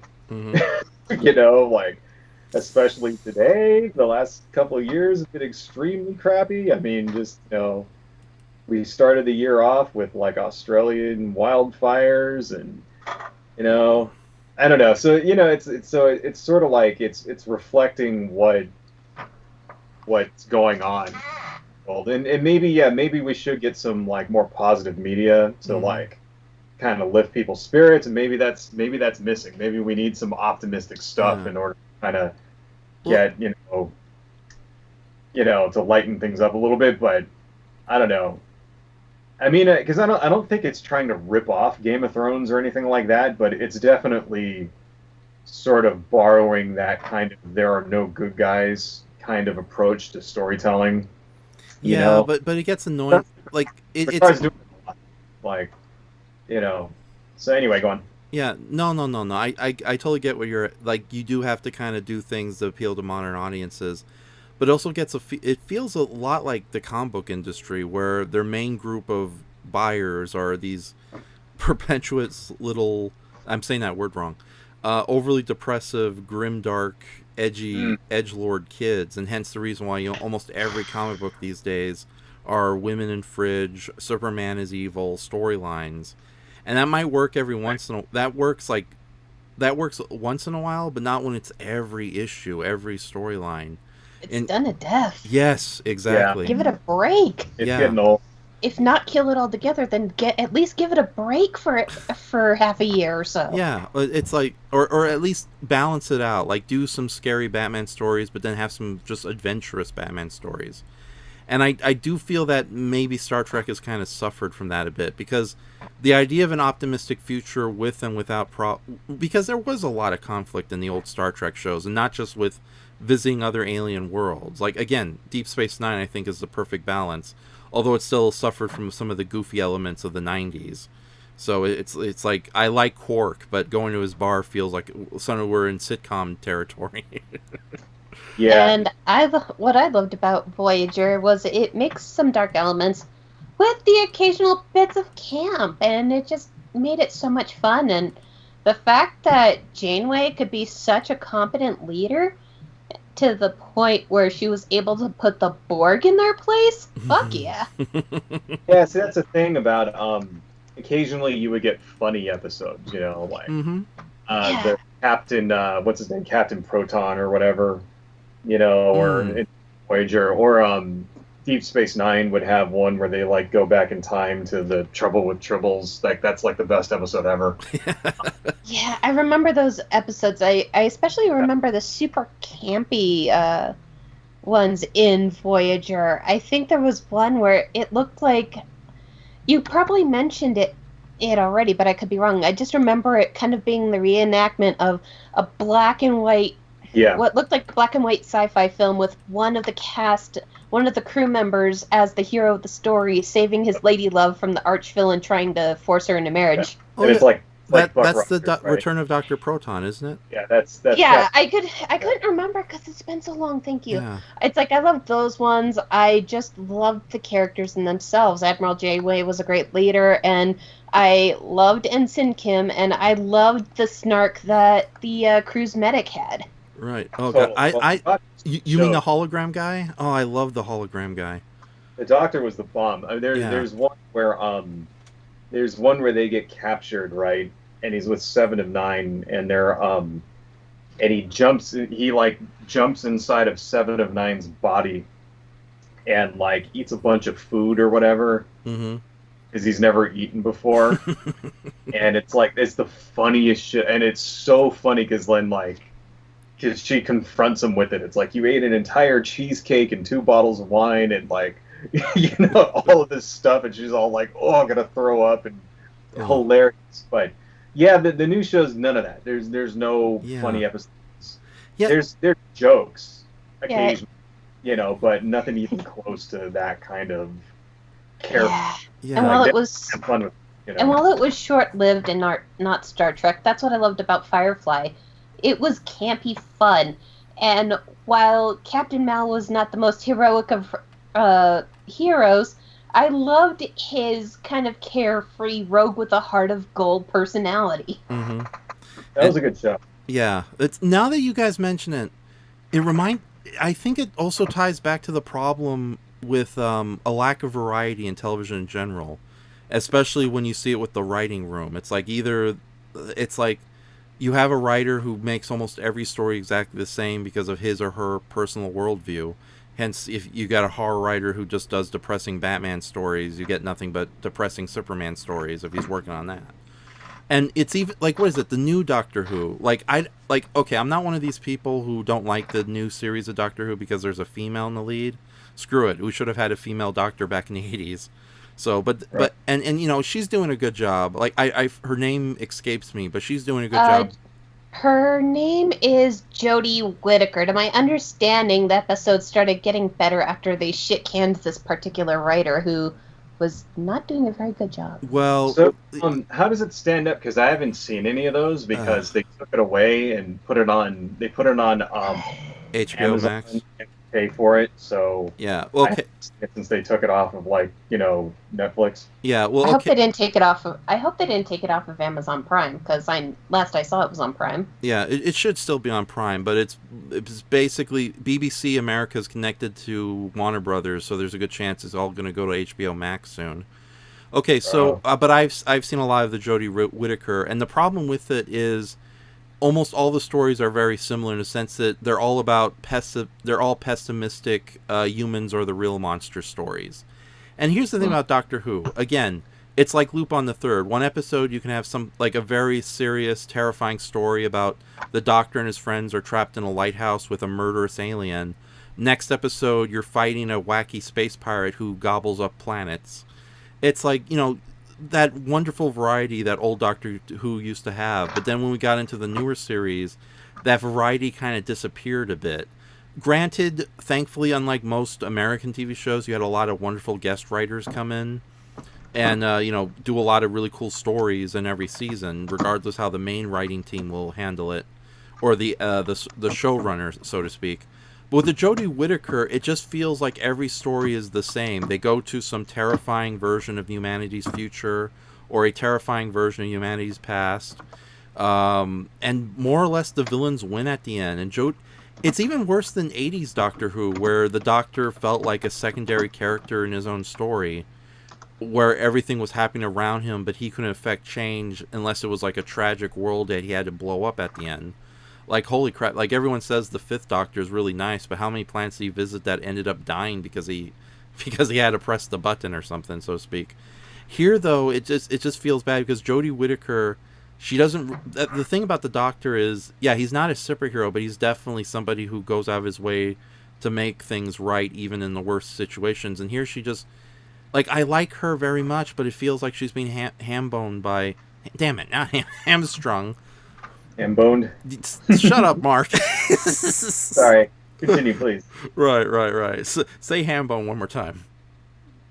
It's okay, go ahead. Damn it, I was going to do the drum thing. Ham-bone. Speaking of drum, I apologize if you hear anything in the background. My sister's listening to her music super loud upstairs. Okay, she's also practicing her drum beats. Okay, I'm sorry. I think I haven't said... It's been a while since I said this, but... Shut up, Raph. Sorry. Oh, darn it. That also deserved a drum thing. Oh, no. Wrong sound effect. Okay. So, there we go. Okay, so the thing about this series is, like, she and her friends don't really do anything to improve the situation. They're just really apprehensive observers who are in the adventures or in the stories, but they don't really do anything. And a lot of the stories, the villains win, and often they go out of their way to say, oh, man is the real monster. You know, it's like, oh yes, this alien was hunting children and filling up as trophies, but it was the jerk who destroyed the teleportation device that would have saved the children to begin with, who was the real monster, and he gets away scot-free. Or it's like, I don't know, it just gets ridiculous. It feels like it's nowhere near as bad as what I've seen from Discovery or Picard, or from it's like maybe some of the DC movies before they decided to kind of lighten up a bit with Aquaman and Shazam. But it does feel that kind of, Doctor Who, if it was written by somebody who just liked the really depressing stories all the time. And it's kind of like the same problems that a lot of the scripts that the Sixth Doctor, Colin Baker, had to deal with, where his character wasn't really in the adventure or the action till halfway or towards the end. And every world he visited was basically a horrific crap shoot. And I think it's funny too because the guy who's in charge of Doctor Who right now, Chris Chibnall, he's infamous for being, when he was a young teenager and like one of the founding heads of the Doctor Who Appreciation Society, he went on television talking about how much he hated Doctor Who in like a news special, and right to the face of the producer of the era. And now, buddy, you sow what you reap. Because now, now he's being like I don't know, it's not very good. And not only that, but it's like every historical figure they visit, it's like they have to bash it on the head that, oh yeah, they suffered a horrific fate and there's nothing we can do. I know that's time travel and everything, but it just gets ridiculous because, again, every episode feels like an excuse to show man is the real monster. Oh, there's a Dalek over there. All right, back to man. Yeah, Doctor Who's always been kind of hit and miss for me.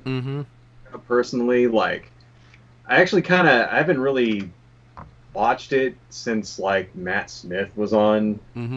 Like, because it seemed like every episode was just about how badass the Doctor is, and you better not mess with him because he's so awesome that all he has to do is look at you and you'll kill yourself. And that was it. And then once it switched from him to the guy after him, like Capaldi? Yeah, Capaldi. Like that's when they took it off of Netflix, and I haven't actually seen it since then. So I think it would have liked the Capaldi a lot better because it's somewhere in the middle ground between the overly optimistic, overly powerful Matt Smith Doctor, and the dark and sometimes he fails Jodie Whittaker Doctor. Because some stories are a lot of fun. Some stories the Doctor is facing some really horrific threats and doesn't fully succeed. In fact, there's one episode where he's incapable of stopping alien invasion. It ends with basically the aliens talking to the audience, "We won." But it's actually done a lot better than a lot of the Jodie Whittaker stories, I have to admit, unfortunately, or the Christian Mel. I shouldn't blame this on poor Jodie. It's like she's the figurehead, but she's not the reason the current season. She's doing her best with what she can. Oh, she's doing great. She's incredibly charming. Yeah. She's not scripts, right? She's just acting. She's reading the lines. She's not writing. She's like, please don't blame me. I just work here. Yeah, exactly. Poor girl. She's getting it just as bad as Colin Baker did when he was the Sixth Doctor. Because Colin Baker, he was fantastic. Unfortunately, the head script writer during his tenure hated him and thought that Doctor Who was a lost cause at that point. And really? If I may interject, plus it doesn't help that he also had some big shoes to fill because one of the popular doctors at the time was his brother Tom. Because the Tom Baker run was considered one of the most popular earlier Doctor Who runs, aside from I think it was Sylvester McCoy, the second Doctor? Right. No. So the second Doctor was Patrick Thornton, and then there was John Partry and Tom Baker, and that was like 3 decades worth of success. Then Peter Davison came in as the fifth Doctor. He did okay, but then things faltered with Colin Baker, who, but by the way, it's okay. I made that same mistake when I originally heard his name. Despite sharing names, he's not related to Tom Baker. Although whoops! They could pass off as brothers. God damn it, brain. That's okay. I thought they were related too, especially when they had the curly hair and the funny eyes too. And their outfits were pretty similar, minus the scarf. Yeah. But And they did have a hat in their repertoire. Yes, but yeah, I think poor Jodie Whittaker. Like, if you gave her some really good scripts and a better variety of stories and writers, I think they can hit it out of the park beautifully. It's like, we'll see what the third season, because this last season was definitely improvement over the season before, which was incredibly lackluster. So much so that spiders in UK sucked. It's like, hey, he fights giant spiders. Oh, no, it's not good. So that's another thing about Doctor Who I can't stand. I wish somebody would... Like the old series was really good about this, but the new series sucks. I really wish they get somebody who is in charge of continuity, because it's like, how many times can the Doctor meet vampires and then act like he's never met vampires before? It's like, dude, you met the ancient gods that created vampires, and then you meet vampires and like, I never met vampires before. That's like the ghost. Yeah, they don't really seem to pay attention to continuity very much, huh? No, it's now in the old series. Yeah, in the old series, it's understandable because there was no internet, no VHS tapes, and the continuity people they had on board just had scripts and novels to read. But they still made references to other alien races, and that, and there would be a recurring, like, one of the things about Star Trek I like so much is that there's a recurring pool of alien species we visit every once in a while. So, Yeah, the Ferengi, the Klingons. mhm, Like a universe. Yeah. Yes, exactly. And the same thing with Doctor Who, like, and the new series for a little while was kind of touching that same ground. During Stephen Moffat's era, I love the idea that, yes, there's Daleks and Cybermen in the universe, but they also have to have working political relationships with other alien races just as strong as they are, just to continue their own little tyrannies here and there. Or the fact that, we revisit concepts that were started in other eras that were brought back. And it's like, I know continuity isn't everything, but it makes the universe feel more clear, more solidified, so to speak, as opposed to a sci-fi series where we keep going on new planets, but we keep forgetting that we go to new planets. It'd be like watching a Ghostbusters TV show, and every episode it's like, I never met ghosts before. So, Oh, well, dude, the stories about continuities are the best stories. I mean, if you think about it, mhm. I mean, Crisis on Infinite Earths. I mean, shit, that's all about continuity, right? Yeah. That's all trying to make things make sense in a world that doesn't, where people just made stuff up as they went along. Yeah, but it's okay to make stuff up along, but at the same time, it's good to at least have some idea what came before you, because it's like, what's a good, like The Simpsons, that completely lacks continuity. Yes, I was talking to someone about the recent season that ended, and he noted that how many times can they, meet a certain character they have already met before and not act like they never met them before, and Doctor Who is suffering from that a lot lately. It's like, does he, like, how many spider aliens does he have to fight? Well, can't we just bring back like one or two of the same spider species over and over again? It's like, instead of constantly creating aliens that feel like the same thing over and over again that are not connected. Like in The Simpsons, some of that is played for laughs, right? Like, yeah, the running, for example, is that Mr. Burns doesn't know Homer's name. Yeah, but then there's but then there's like, like that's like stuff like that. But yeah, it's also it has that negative continuity where stuff happens and then the next episode everything's back to how it was.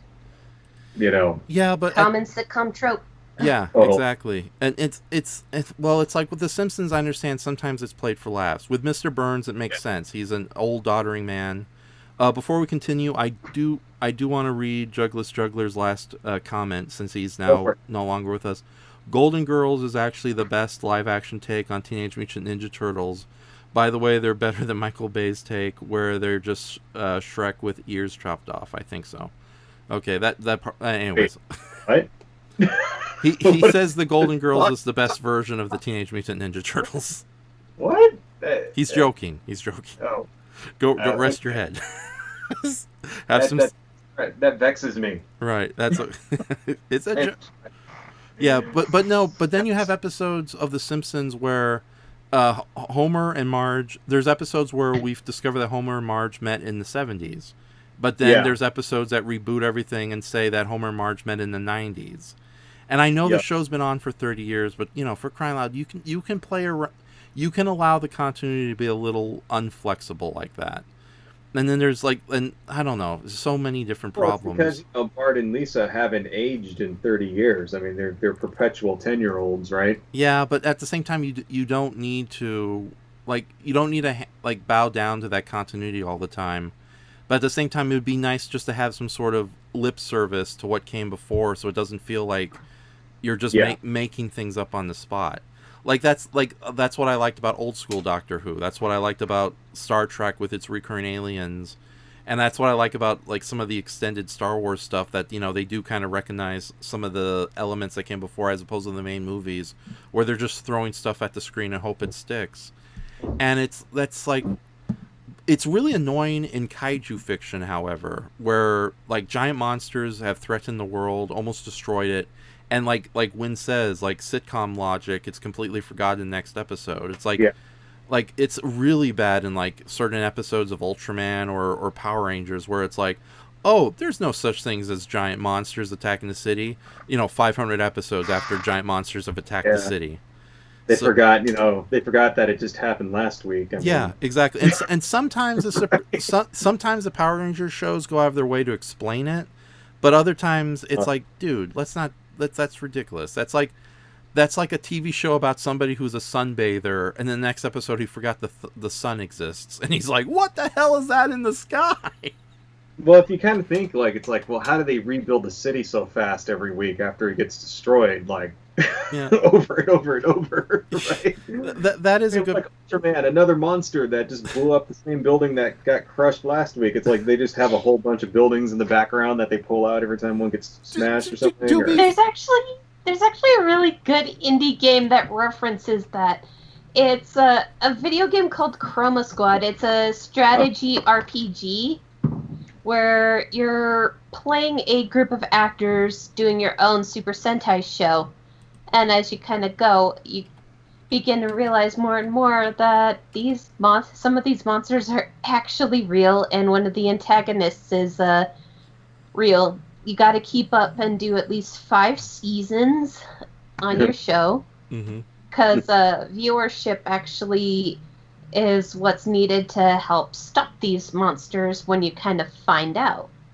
But as you go, it's just a group of indie crowdfunders that wanted to make a really fun Super Sentai show because they were Sentai super fans. And Mhm. you see the kind of references, you see the inside jokes. It's just a really good game, and it's kind of hilarious to see references of these different kind of Sentai tropes, be it Mighty Morphin Power Rangers, one of the Super Sentai that are still in Japan, or Tokusatsu like Kamen Rider or Ultraman. Yeah. What and- was the name of that game again? Chroma Squad. It's an indie game, but it was backed by Bandai Namco. Oh, right oh, on. good for them to have official support like that. That kind of reminds me of an anime. God, I can't remember what it was called, but it was about a guy who wanted to be a superhero in real life, Mm-hmm. and goes out and I can't remember. I never actually finished it, but Wait, you said an anime? I think Yeah. I know. and it was I like think a I know guy what it's that called. puts on a costume and then he goes out and he wants to be a superhero. So the first people he stops are like jaywalkers and like litterers and stuff like that. I think I know what you're talking about. If he is a And, fashion model, it's Samurai Flamingo. Yeah, Samurai Flamingo. Flamingo, yeah. I swear I can English today. And that was awesome. I got to finish it, and then because it shifts halfway through. So at the beginning, it's all like, it's kind of like God, what was that movie Kick-Ass? It's kind of like that Mm-hmm. at the beginning. There's like their superheroes aren't a real thing, and the main character gets sponsored by this office supplies company. And they're giving them like weapons that are based on like office supplies, like rulers and staples and stuff, Mm-hmm. right? And like that kind of thing. And then halfway through the show, it suddenly shifts tone, and suddenly things like all the superhero tropes are real, and there's like really is an organization, like an evil organization that makes a monster of the week, and like Mm-hmm. this one guy that you think is just a superhero on TV, it turns out like his name is Red Axe, and he's like supposed to be like Ultraman, Yeah. and it turns out that he's actually real and all of this stuff, and they get Samurai Flamingo to like join them, and it's like, damn, I never finished it. I want to like, because it looked really like good, it was actually Yeah. really funny, but I don't know, that kind of reminds me of that, like. Anyway, it's a good show. Yeah, no, don't worry. It's everybody's show. But no, to get back to the Ultraman, how do they rebuild the city? It's like somebody new in our group chat, Zoomer Wathen. Sounds like a loop on the third villain. He brought up a good point that there are kaiju movies where that show a world that gets affected constantly by kaiju end up with kind of the semi-post-apocalyptic worlds of Pacific Rim, or the actual post-apocalyptic world of Evangelion. But at the same time, to be fair with the Ultraman shows, first off, that isn't in real time. Everyone assumes that it's real monster attacks once a week. But, it's like sometimes there are Ultraman shows where they make it very clear that between these giant monster attacks, like months have passed, or like multiple weeks have passed. And to be fair, despite this is something I've had to explain to a lot of like really dumb American fans. It's not just Tokyo that's constantly being attacked. You know, there's more than one city in Japan. Right. Yeah, happening all over the earth. Right. yeah, exactly. It's funny. It's like I think it was somebody like some essay I saw like, yeah, Godzilla and Ultraman don't attack Japan as often as you think they do. In fact, I think Godzilla has backed off from Japan more Tokyo than he has. I should have said he hasn't attacked Tokyo as much as people assume he does. Well, sometimes in these movies they actually like kind of talk about that. Like I remember there's a Gamera movie where somebody like exasperated says something to the effect of, why are monsters always attacking Japan or something. Mm-hmm. And one of the God, which one was it? I think it was Advent of Legion or something like that. Yeah. Oh, and then they actually explain it later. In Gamera 3. Yeah, Where, so it's like they're aware of the trope, know. Yeah. On the other hand, there are like some obviously the real reason is they can't afford to film anywhere else but Japan. Hence the reason why monsters are always attacking Japan. But then the original Ultraman show, Ultra Q, Ultraman Powered, and Ultraman Gaia did a really intelligent thing by like saying, yeah, giant monster attacks aren't just limited to Japan. That's why there is a global defense force everywhere. We just happen to be the one with an Ultraman. And because of that, that's where most of the more major monster attacks happen. But then there was like certain episodes where they would travel outside of Japan to fight a monster. Especially the original Ultraman was really good about that. But Ultraman Gaia really went the distance. And that was a series from 1998. Ultraman Gaia really went the distance in like trying to do episodes that take place in a foreign country. Granted, though, Brayton of Brands Ant Films is in the chat area, and there's an episode of Ultraman Gaia where they visit Canada, but of course, I think I don't think Canada is the same as the wilderness of Europe, complete with like nomads and bear skins walking around. Or are they, Brayton? I would like to hear your opinions on it in the chat. I think I've seen that one that you're talking about, where they go off and they fight kind of one that's based on Bigfoot. It's like a furry thing. Can't remember what the name of the monster is, but it's basically supposed to be based on Bigfoot. It's like this huge furry kind of bear-looking thing. Was okay. That's the sad thing about Ultramans. I don't know if you're talking about Yeah, Ultraman. It was was a purple colored monster as opposed to something like Okay, and sure, right, but yeah, I think that was Ultraman Gaia. So. But then again, Ultraman Gaia had an episode with giant brown apes that were a lot like Bigfoot. And of course, the original Ultraman had Gigas and Wu, who were basically Bigfoot monsters. And my brain broke. Thump. I think that might be the one I'm thinking about. Yeah. Yeah. The original Ultraman had two Yeti monsters in it. Yetis. Right. Yeti. Bigfoot, yeah. Yeah. But no, yeah, at least those series go out of their way. And of course, an animated series like Gatchaman, it's very global. And Lupin the Third, they're very global-minded. So they're not just limited to Japan, despite the lead characters being Japanese. But yeah, I think the sad thing is, yeah, they're on a limited budget. It's like American fiction. Why are aliens always attacking New York? It's like, and then it's like, oh, and they blew up the other countries. And we just look at a bucket filled with like toy models of famous landmarks from our world being thrown into a fireplace. Oh no, the aliens destroyed the rest of the world too. So, right. Yeah, but it is kind of sad. Like it is nice when there's an explanation of why it's limited to this one area, but at the same time, I think it's a little more effective when you just mention offhand. Oh yeah, it's like we're not the only country facing giant monsters. They appear all over the place. Like, even the Godzilla series did a good job at saying, oh, yeah, there's giant monsters everywhere else around the world. It's just Japan kind of gets it a little worse than everyone else. So, what were we talking about again? Continuity. And The Simpsons. Right, yeah, their continuity sucks. But all right, have you seen the show? It's by the same guy that did Rick and Morty. Called God, what the fuck was it called? I know it's about these two aliens that crash land on Earth. Yeah, and are like trying to like fit in with like.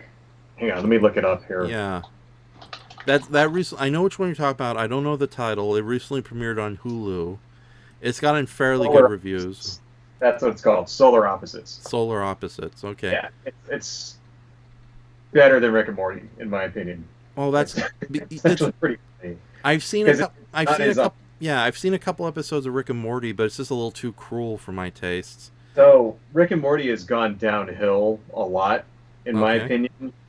Like the first 2 seasons are really funny and like smart, you Mhm. know. They're very like I don't know, and then the 3rd season is kind of like meh, and then the latest one they're just sort of going through the motions, like they don't even care anymore, Mm-hmm. right? And it's all just sort of meta, self-referential humor, and although there is one where like there's a couple of shining ones that are funny here and there. I mean, it's funny, but it's not anywhere near as like edgy and intelligent as the first 2 seasons. Mm. And this one, Solar Opposites, kind of definitely has more of that spark. Hmm. It's really, and also like because the whole thing with these is that they're also very, very, very edgy, like to the point where you cut yourself on how edgy they are. Mm-hmm. Solar Opposites doesn't really go for that so much. Yeah, that's But a problem with. it still sort of makes fun of the whole kind of sitcom trope, family trope sort of thing, but Mhm. it's not like this sort of fucking I don't know, it's sort of like Rick and Morty. They've kind of just sort of given up almost, like it's like they're not even trying to write it anymore. They're just like making shit to be as gross and ridiculously offensive as they can, to just push it as hard as they can, Mm. kind of. And Yeah. Again, it's not like to say it's bad. It's still funny. It's just not as as good as before. yeah. It used to be like a lot more like the first, like especially the first season. Mm-hmm. Kind of like you'd watch the show and then it would give you something to think about afterwards, And now it doesn't. Now it's just sort of like, oh, let's just make an entire episode where we just screw up and kill everything by accident, like stuff like that. It's Yeah, I don't know. I guess I'm a bit of a sensitive softie. It's like it's funny when you blow up a planet every once in a while, not when it's every episode where you commit mass genocide on a species of aliens that don't really deserve it. So exactly. It's like every episode they're just killing everything. That's just an excuse for them to kill stuff and swear. hmm. But I don't know. Solar Opposites is really funny though. There's this subplot where like the teenage alien shrinks people that piss him off and puts them in his like. He has this wall that's kind of set up like a giant hamster environment kind of Mhm. thing, and so he's just like shrinking random people who like insult him or make him angry in his everyday life and throwing them in this wall Mm. and sort of like form this kind of like Mad Max kind of society. Right?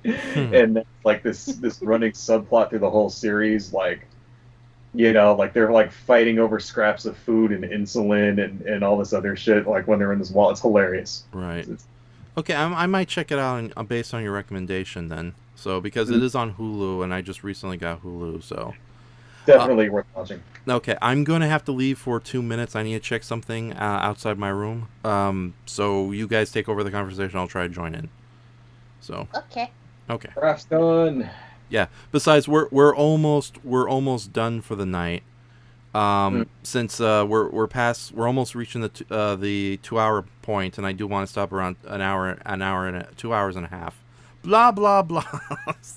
Yippity yippity yip. So yeah, if you guys so go ahead and take over the conversation. I'll be back in a little bit. Well, so you're a gamer? I'd like to think myself more of a media soak as a whole, but I have played video games a lot ever since the PlayStation era. Because when I was 13, that was when I got my first console. Other than that, it was mostly PC titles. Yeah. You have a Switch? Switch? No. PS4? Yes. Though, if I get to go back to work soon, I might try to save up for a Switch. I could have gotten it with my tax return, but I decided, you know what? I'm going to pinch my pennies, and if I do a splurge, it's going to be on a really good but reasonably priced art tablet, so I can kind of do some art, get some used to it, and maybe try to do some commissions somewhere to make a little extra spending money. Right on, right on. So, yeah, well, I mean, I used to run a gaming website, but it's sort of, fallen off a little from it. Oh Because, it's sort of like a full-time job trying to, like, keep up with all the latest releases and stuff, you know? Although I have been playing Animal Crossing a lot. I was gonna say, if you had a Switch, dude, you should get Animal Crossing. It's awesome. But I'll definitely keep that in mind when I get a Switch. I'll probably either grab that, Mario Odyssey, or Smash Brothers Ultimate first. I don't have Smash Brothers, but I can tell you Mario Odyssey is incredible. It's I don't know if you like Mario games, but Yeah. like Mario 64. Yeah, I loved Mario 64. It was a pain in the ass, but it was really fun to play at my neighbor's house because she had an N64, I had a PlayStation, so we would pick one weekend where one would spend the night at another's house, and we would play each other in N64 games and PlayStation games. Yeah, like so that castle in Mario 64 is like a bonus level in Mario Odyssey. So you go back to it and it's like totally just reliving the past. It's awesome as hell. But yeah, I have a lot of like older sort of 16-bit and 8-bit game systems and stuff that was only released in Japan and that kind of thing. And but a lot of the newer ones, like I didn't even buy an Xbox One. I still don't have one. I mean, I do have a PS4 and a Switch and PS3. I never got a Wii U. Kind of skipped that one too because there really wasn't anything that really appealed to me, But I do find myself kind of playing a lot more, like PC titles nowadays. And then of course, but when I got the Switch is probably the only game system I've bought that's like new. And because of the Zelda game that's on it, freaking Breath of the Wild is kind of like the best game ever made. Like Breath of the Wild is incredible. So if you're gonna buy a Switch, make sure you pick that one up because it's unlike anything that the closest thing that comes to it is probably God, what the hell was the name of that Elder Scrolls? Oh, Skyrim? Yeah, I got that Probably. off of Steam a long time ago. I still play it from time to time. Like, And that's I probably play the its closest thing. MMO, Elder Scrolls Online. Yeah. That's probably the only thing that really compares to Breath of the Wild. I mean, it's just this incredible open world that's gigantic. Like seriously, dude, and it takes you like an hour to walk from one side to the other, like Mount Forest. Gigantic. And the thing about it is that there's no dead space. You know what I mean? Like you ever played World of Warcraft? Yep, Like- been playing since I graduated high school. Yeah, I still play occasionally too. But in World of Warcraft, there's just lots of areas there's nothing to do. It's just decorations. You know what I mean? Yeah, I go to try to bypass something. Why is this invisible wall here? Yeah, or you go into a camp, right? And it'll Yeah. be like a bunch of buildings with like a mob that you're supposed to kill to collect something or whatever. And inside the camp, all the buildings and there'll be lots of cool stuff, like each little building will have a bed or a table or, little floating magic crystals or something, but it doesn't do anything. It's all just It's all decoration. display. Right. Well, like imagine if all of that stuff was interactive and every square foot of that area had something to do in it. That's what Breath of the Wild is like, Like everywhere you go, there's something to do. There's either a tree that you can pick fruit off of, or there's these little Korok seeds that you get that you can get bonuses for, or there's like an animal you can hunt, or there's some kind of trick to do, or a hidden dungeon or something like that. and it's seriously like there's like borderline too much material, you know. So seriously, for the first year that we had the Switch, I didn't play anything else for like a year. I just played Breath of the Wild. I'll 'Cause there's look so into much it. But yeah, passive. I posted my main in hold on. Here we go. I posted my main in WoW. Yeah. Right on. She used to be a night elf, but a lot of my friends' server transferred while I was on a really deep hiatus. So I was kind of salty, abandoned, ran into some old friends, horde side on an alt, and I was like, you know what? I'm gonna make that switch. Do you want me to briefly share that on the live stream? It's your call. I don't have her name up. I haven't really made much progress on her because this time around I've been mostly playing my Blood Death Knight, who's at level cap. Okay. And in terms of alliance, I have a gnome survival hunter Nice. with a pet raptor I named Blue. Right. Of course. I'm currently running a god paladin. I'm the tank in our little group here. So, are you playing classic or are you playing retail?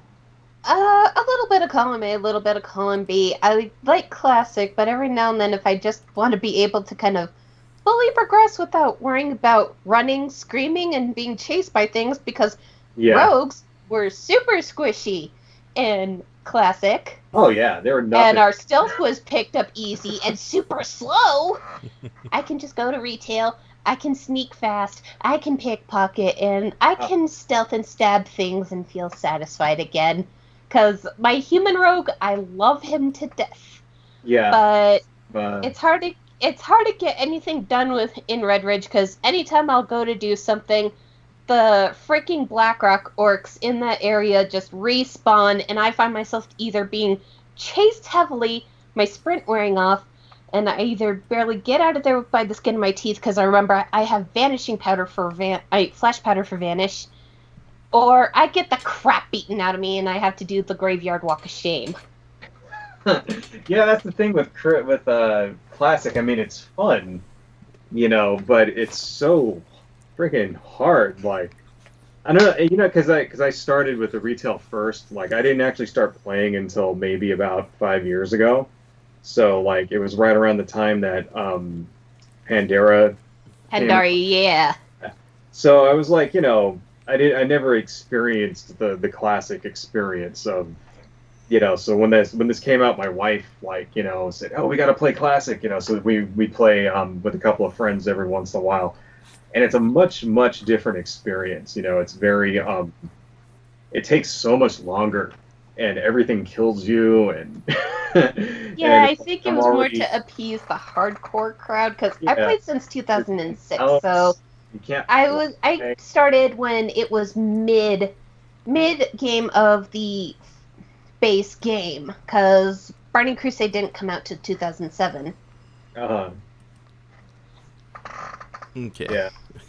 Oh, sorry, Raph. Talking. Raph Spec. Sorry, we were geeking out about WoW. Feel No. free to It's great to have you guys talk otherwise, but at the same time, it's like I don't play video games, so go ahead and continue. So. No, I mean that's cool. You know, we're just I don't know. We could pick up where we left. Yeah, you can thank World of Warcraft for the birth of Win the Rogue. Right. So I had her picture up Because just a it's little short while ago. for Windria. Yeah. Oh, is that where your name comes from? Right Yeah, on. because she was my very first tune in World of Warcraft. Yeah, I still have. In retail, I only really played one. I mean, I started a couple of them, but I have one that's you know, Rogue. I think it's at like. Hello? Mark? Oh god, am I by myself again? Oh no. Hello? Oh, darn. Okay, I know what I did wrong, everybody. I closed the Skype window. I wasn't supposed to do that. Oh my goodness. I was like, I just got comfortable, ready to listen to the World of Warcraft conversation, and then this happened. Oh my god. If I was in charge of a radio station, I would have been fired ages ago. I'm like, everything's killing me. It's like you miss the quality of life of retail. Yeah. So if you ever burn out on that game but still need an MMO fix that costs just as cheap monthly, I would highly recommend Final Fantasy XIV. The community there is great. Right on. Okay. Have not played that one, I could say. But, Yeah, the community is great. The character development and story is pretty great. They're giving a revamp to the base game's story a little bit later on down the road, so it doesn't become too convoluted to new players. And gives them a little something extra to do while they're leveling.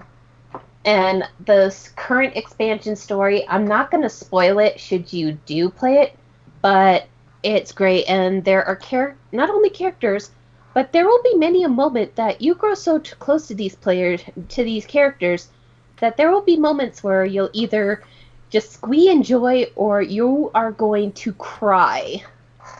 Right on.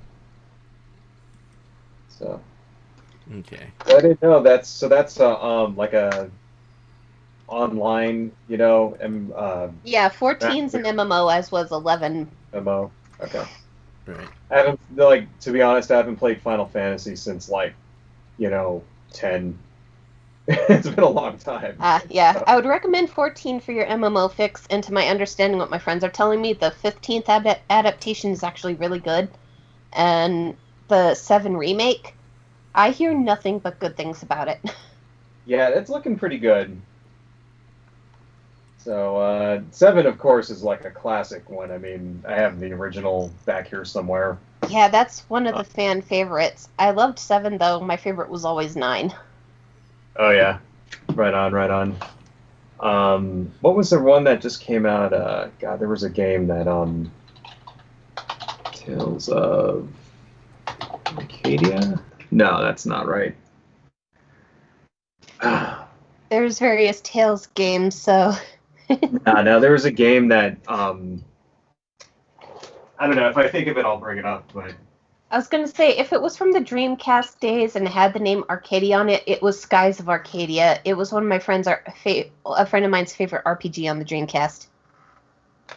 Dreamcast was, pretty, I think I actually still have one of those around here somewhere. See, I have all of this gaming stuff, like I kind of was, really into it, about maybe 12 years ago. So I have, a lot of, game systems and, a lot of games that I bought just because they were cheap, and a lot of them that I've never even played just because, you go to, GameStop and it's oh, get two for $10 or whatever, or they're $1.99 each or something like that. So I would load up on them and play 2 or 3 of them, and the rest of them are just on the shelf.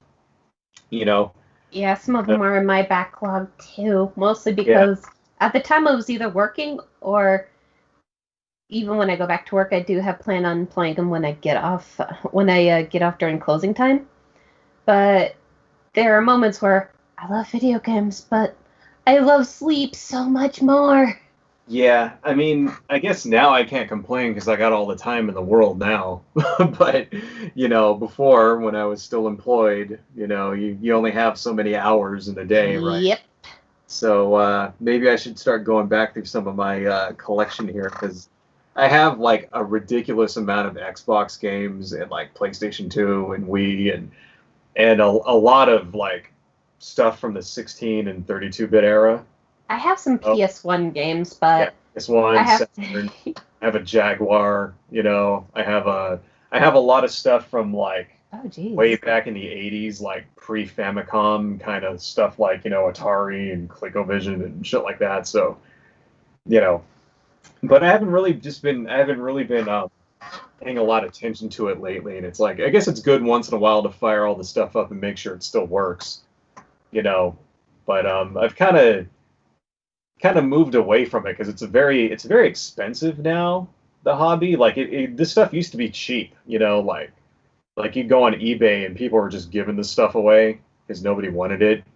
And now you have all these YouTube channels of classic gamers going through people playing. You know, who knew that somebody would pay you to play video games and put it on YouTube? Like, I wish I would have known that shit. But so now all this stuff is extremely expensive. Like even the crappy games that nobody wanted are like expensive now because of the angry video game nerd and stuff.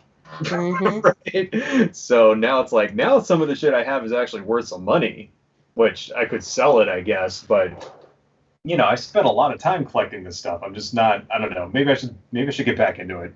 Yeah, I have some of my PS1 and PS2 titles. I just have to finally replace my old PS2 controller to try to get the PS2 to actually work because it doesn't read my old Pelican controller anymore. But I have my PS4. I have a 360. Other than that, it's that in my PC because I had to get rid of my old PS1 ages ago because it accidentally got stepped on a little bit before I moved out. Mhm. Because there was an earthquake, and in all my haste, I was trying to get to the damn doorway. Oh, you stepped on it by accident. Yeah, Yeah, it was fine at first, but then a little time later, my middle sister, who was staying with us on leave for a bit, accidentally kind of tripped on it, so the top bit of it kind of flew off to be on repair. So I'm like, you know what? PS1, you had a good run. I've had you for over a decade. I'm going to give you your proper warrior's rest. Well, I guess the PS1 came with a rumble system then. Right. You know what? Never mind. You're better off, really, though, like, just emulating. You know what I mean? Yeah, plus, at least with my Yeah. at least with my PS2, it's backwards compatible. Yeah. Most of them are. I mean, a lot of the PS3s will play PS1 and PS2 games, too, like, depending on what model you have, but... Yeah, I used to have one of those, but it got the yellow light of death. I haven't even turned mine on in, like, you know... And you want to know the most frustrating part of that? I was in the middle of a big boss fight in Prince of Persia. Oh, and it just died suddenly? Yeah, because my plans that day, I'm all, okay, I've got all my stuff done for the day. I'm going to wait on a call back from Barnes & Noble, because I had applied for a job there at the time. So I figured, you know what, wait for my call back. I did some stuff. I got Mom her snacks. She has her cigarettes. She's honky-dory. I got my stuff done, so there's nothing to really clean or anything. So I'm just going to dick around and play video games. I'll play Prince of Persia for a bit first, and then I'm going to crack open God of War 3. Motherfucker, if it didn't yellow light of death on me. At least I still had my 360, so I settled for playing Darksiders 1. You ever play a game called Shadow of the Colossus? No, but I heard nothing but good things about it. Fantastic. If it's on the PlayStation Store, I'll probably have to grab it up. Yeah, they did a high def like remake of it for PS4, so it's pretty good. Hey, Raph, you would like Shadow of the Colossus. I even though when I don't play video games, I am more than well aware of Shadow of the Colossus. You know what the game is? Yeah, it's fantastic. It's Right. really good. If there's one series he would love, though, it's the Beautiful Joe series. Oh, with its like Japanese superhero elements. Yeah. Yeah, Okay. it has a lot of Super Sentai elements to it. Okay, so Or we've excuse been me, Tokusatsu if you want to be more accurate. that's okay. I'm not a nerd. Oh wait a minute! Damn it! Yeah, Beautiful Joe is a good one. Of course, there's games about kaiju too. You know, I'm sure you already know what most of those are, so we don't need to go over them. But yeah, and that's a whole nother conversation. But no, we've been going for almost 2 hours and a half. Do you guys want to keep going a little bit, or you want to call it night? I'll make it your call. I'm cool either way. Okay, what about you, Mark? I figure maybe at around 11 I might call. You know, but you know, so I can go for a little bit longer. Okay, let's go for at least another 15 minutes and then call it night. All right, sounds good. Okay. Yeah, 15 minutes is good. Oh, darn you! Damn it, Brayden! Oh, hey! How's it going, dude? Hi. Hello. Looks like the fun has hello. arrived. Yeah. Fashionably late. And when I say fashionably late, I mean a hobo with a scarf over his face. Why am I a hobo with a scarf over his face? I don't know. It's a terrible joke. Okay. Are you doing your little rim shot noise that nobody on the Skype call can hear, so you're playing to no audience when you do this? It's his new swear jar. I guess. I have my swear jar. Hold on. The dog just Oh, got. yeah. Why did I bring up the fucking swear jar? Yeah, here it is. Ow. There This sound effect joke won't get old after the 15th time. It doesn't even sound like right. It sounds like you're just rattling around a tub of pencils. It doesn't even sound like a swear jar. You gotta have something that goes ding every time. You're right. Hold on. Let me pull out some of the paper and. Oh Oh. wow. There's a lot of library cards in here. Okay, keep talking among yourselves as I get the swear jar effect ready. Oh, I'm getting a phone call. Oh, no. Oh no.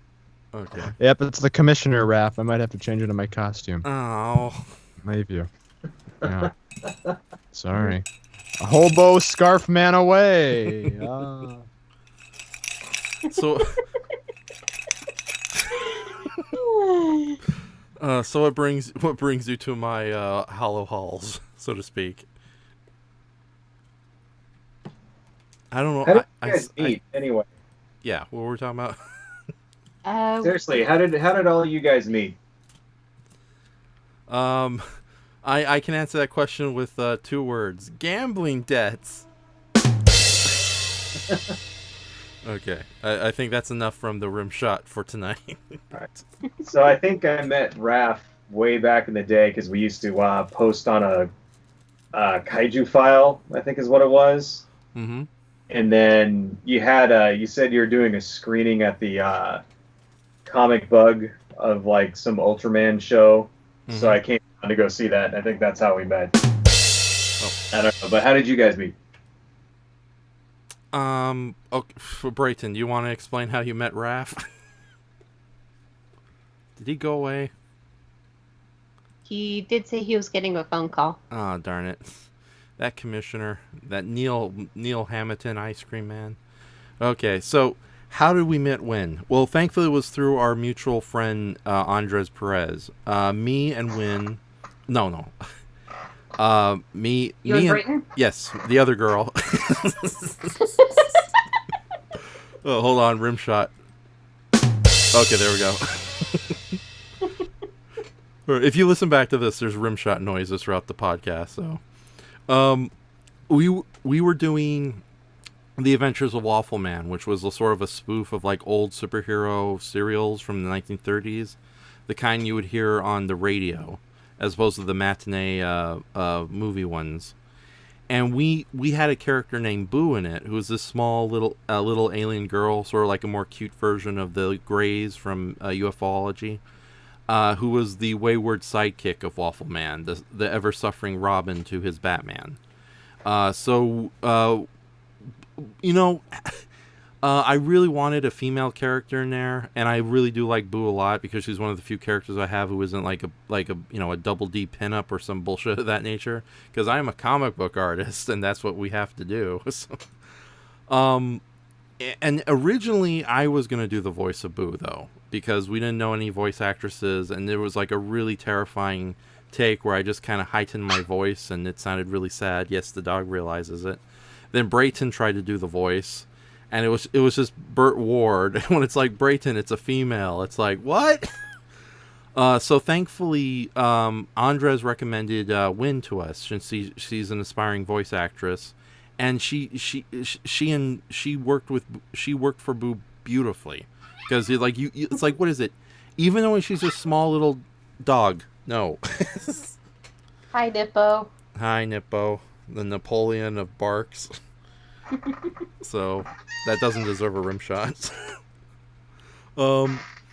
It's like what I love about you doing the voice of Boo is you give her a little bit of like a snarky edge, even though she sounds all sweet and diminutive and all that. And I think that works perfectly for the character and the overall feel of Glue. and since then we kind of just became online buddies. And of course, you've been a great guest to Live Stream of Consciousness, along with Mark here and Brayton. So when Brayton decides to show up at the last minute. But no, that's how we first met. So, and right now I'm still editing and putting together a Glue podcast, which is basically the bunch of supervillain characters having a somewhat funny podcast conversation. Win is in it, Brayton's in it, I'm in it. My brother Gabe is in it as Jake Tanaka, Boo's #1 squeeze. So there you go. That's how we met. And this new project I'm hoping to get done sometime in August, if not sooner. But I still got to do some coordinating illustrations for it. So it's not just one still screen. You have an idea of who's talking throughout. So. Yeah, right on. Okay. And yes, God, I wish... Where's Brayton? Must still be on the phone. Okay. All right. Anyways, yeah, it's like, I bet his story is like, I saw a cage and I had a gorilla in it. I shaved it and there's Raph. So. Yeah, but no, I will tell you this though, with Live Stream of Consciousness, everyone was doing their own little talk shows online or podcasts. It's like there's a dime a dozen. It's almost like broadband radio between major radio stations. There's bound to be somebody playing something late at night. And I just started this little thing just to see how it goes. And admittedly, the first couple episodes were a lot of like Soupy Sales type slapstick and camera jokes. But then we kind of lost the old YouTube Google Hangouts version. So now I have to do everything through OBS with the still images. But I'm working on getting a camera so that, I can do the jokes with the props. And it's like, oh, tonight's sponsor. But with that said, tonight's conversation was really nice. It was, just us talking and whatnot. And I think we'll wrap it up in a little bit. But what are you guys currently up to other than just trying to keep sane during the lockdown? If you want to plug anything is what I'm trying to say. I'm not really plugging anything just yet. I did use some of my tax return, as I said, and got myself an art tablet. So I'm kind of dinking around with Clip Studio Paint to get used to it, and using 3D models for kind of poses and better control. Yeah, and if I get used to that, I might make an attempt down the road to make commissions. Okay. Oh, cool. If you where can we see your art online?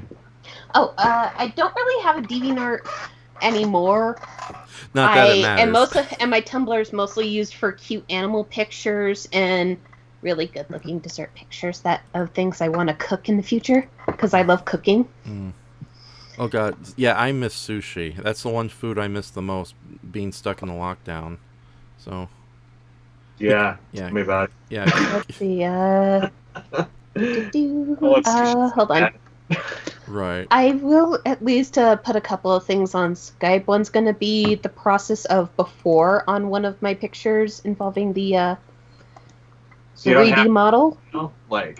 That was before. Like even old work or anything, or.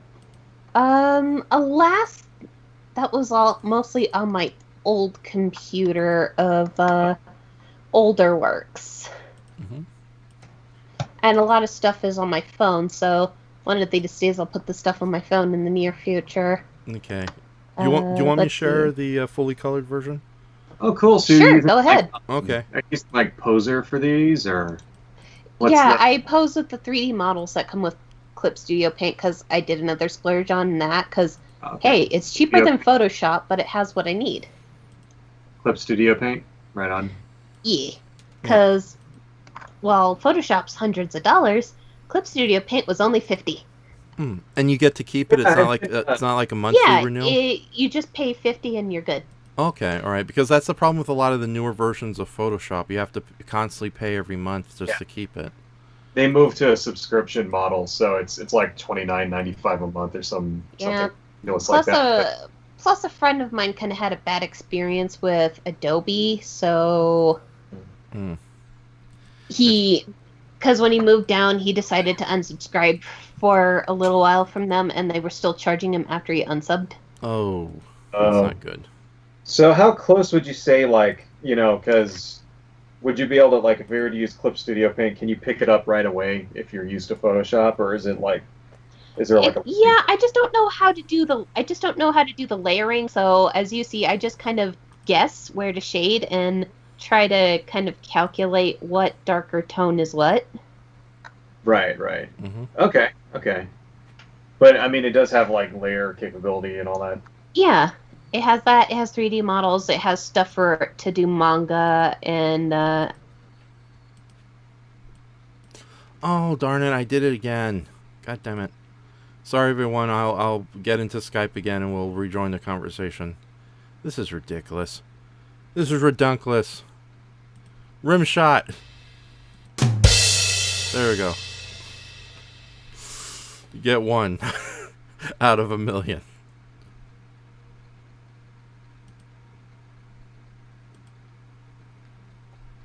Right on.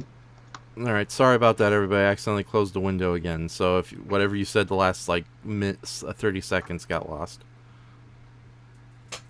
I was just recommending Clip Studio Paint to Mark. Right. Hey, Nipple. Yeah, Nippo. He's always nippoing. So I can't say the same about Navi this time. He's just asleep on my desk. okay, that's probably better because like all the time Navi's scratched you violently.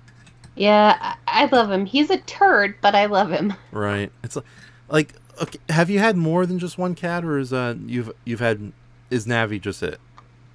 I've had more than one cat kind of growing up. I shared my cat Midnight with my sisters growing up. Midnight was technically our cat, even though it technically belonged to our oldest sister. But he always liked to hang out with me when she moved out. Mm-hmm. Let's see. Clementine, I'm not sure what happened with her, but she was a calico.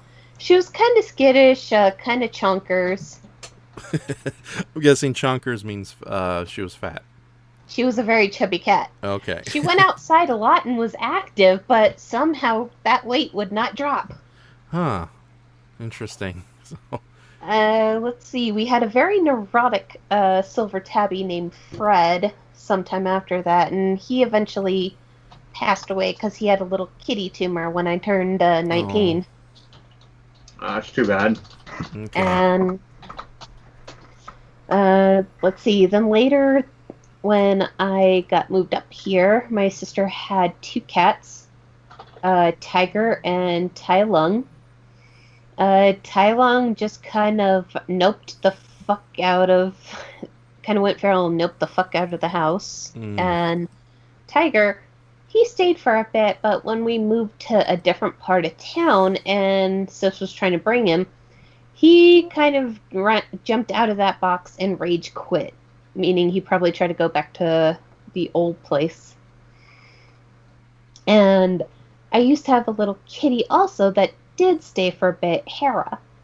But unfortunately, she was an outdoor kitty and would sleep on my porch. And when I went to go get her foodies, because my sis bought dry food for her that day, coyotes got to her. I couldn't find her anywhere, and next morning when I was getting ready for work, I just got this message saying, Hera's not coming back. I'm so sorry. No. That she was gone. And then 1 year later, my sister's sister-in-law from my brother-in-law side of the family, she had a neighbor's cat stay with her for a bit who gave birth to kittens. The neighbor let her keep the kittens, so she let me pick one, and she picked one. That was Professor before he went off to be a baby daddy, and Navi, who I have today. And Sis does have a new kitten who is still here to this day. Her name is Luna. Mm-hmm. So, to my understanding, she's a little skittish. But she always seems pretty chill when I go up to pet her. Wow, wow, Mark, and I thought me and Mark had a lot of cats. Well, there's a reason why on SKL I say the snarky crazy cat lady. Okay.